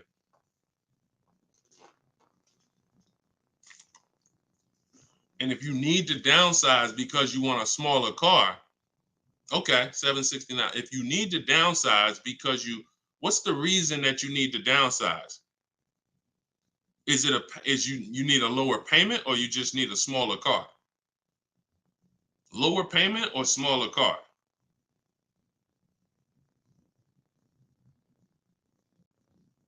Sometimes I need to ask more questions. This is why, we go, I have 3 things I created: the Cards from Home book, and the video library, and coaching. In particular cases, I need to ask more questions before we could give a custom answer. Lower payment. So you got to look at it like this. Most people should be transferring negative equity into a lease. Now, once you actually bring 14,000 over, and your negative equity amount should always be based on you getting the offers. It shouldn't be based on what you think or what a dealer told you the car is worth. So that's one thing. Let's start there. Equity assessment, you need to rewatch the show. You need to see that segment. If you have my book, you need to follow the segment on the equity assessment to find out what your real negative equity is. That is on a 39-month lease, bringing that over, you're talking about 14,000. That right there is $358 a month. You know what you possibly could do? Try listing the car on Swap a Lease. Now, if that payment is good for the car, let me see. You got a Jag. Depends on if $769 a month. Now watch this. If $769 a month is a good payment for that vehicle, then you can list it on Swap a Lease, and then you could have someone take over the payment. But it got to be a good deal. If they could go out and they could get a $600 payment on that same vehicle, then they're not going to take it over. So this is another option for you to consider. Now, if it might even be advantageous to you to list that car and contribute some. You might say, all right, I'll pay $100 and all right, my payment's $769, I'll pay $100 and somebody take it over for $669. Whatever you need to list it for to get out of it, to have someone take it over, may be advantageous to do until the lease ends. And then you go and get yourself a very inexpensive car that you can qualify for, because if you have someone take over the lease till the end, you could probably go get yourself something, lower payment, but that car coming into the deal, you're going nowhere, because $14,000, unless you got cash. If you got some cash, then yes, cash can solve all things. Get the offers, follow the equity assessment. You might pay the difference or transfer it over. You can't transfer it over because, like I just said, your negative equity alone is $350 a month. And that's without the interest that's going to be. It's probably going to be about $380 a month. So what's the note? Yeah, so that's what you should consider. List the vehicle on Swap a Lease and see if somebody's willing to take it over. And if nobody's, okay, no problem. That's what you do. That's what you don't have that kind of money to contribute. $14K is a lot to be able to contribute. So so what you should do is do that. If you could get somebody, if no one takes it over for $769, then offer to contribute some money towards the deal every month. Now, if you, no matter what, and then what you're gonna do is you're gonna go and probably, you're going to ask yourself the most important question for your replacement car. If you're not keeping 8 years, you should be looking to lease the next car and get yourself an inexpensive lease. If you are keeping it more than 8 years, then you can buy. But you're just going to use the same process. But you got to get rid of that car first. And I think with your scenario, that might be the best way to do it. All right. Good question, though. It's good question. Keep us posted. And, that's what we do. Look, we are live at 12 and 3 o'clock p.m. Eastern time, Monday, Tuesday, Thursday, Friday, which means we'll be back in a few for the next segment today. You can come back. We had a lot of questions. We're not always able to get to them, but you can tell your friends. I haven't really announced it because I didn't know when I was going to be live, but now we'll get to the point where we can let you know 12 p.m. Eastern time, 3 p.m. Eastern time. We're live, but we rebroadcast these shows all throughout the day, because people do get a lot of value out of the rebroadcast. But if you want to meet us live, Monday, Tuesday, Thursday, Friday, 12 p.m. and 3 p.m. Eastern time, bring your questions. And if you didn't know, my book, Cars from Home, 7 Steps to Saving Time, Money, and Avoiding Dealerships, is 75% off for 30 minutes, part of our welcome offer. So you can get yours in my TikTok bio or in my Instagram bio, or go to deshonebook.com in the comment section on YouTube or in the comment section on Facebook. Or if you're watching us on TV, you can scan that QR code. But that's what we do here, y'all. We peel back the onion. We make sure you know how to shop strategically. And I want you writing me with deals. I don't want you writing me showing me your car. Everyone's doing that. Hey, got the new G-Wagon. Got the new BMW. Oh, your boy upgraded. Never talk about what we paid for it, though. I want you writing me saying, Deshaun, look at the deal I got. This was the best offer. I made dealer's bid. This was the best used car within 100 miles. I'm driving an hour to go pick it up. When you're driving 45 minutes, an hour to go get your deal, that's when you really know you won. It's not always going to be that way. Sometimes local dealers will win the bid, but sometimes you're driving 45 minutes and you're driving 45 minutes because he's saving you $3,000.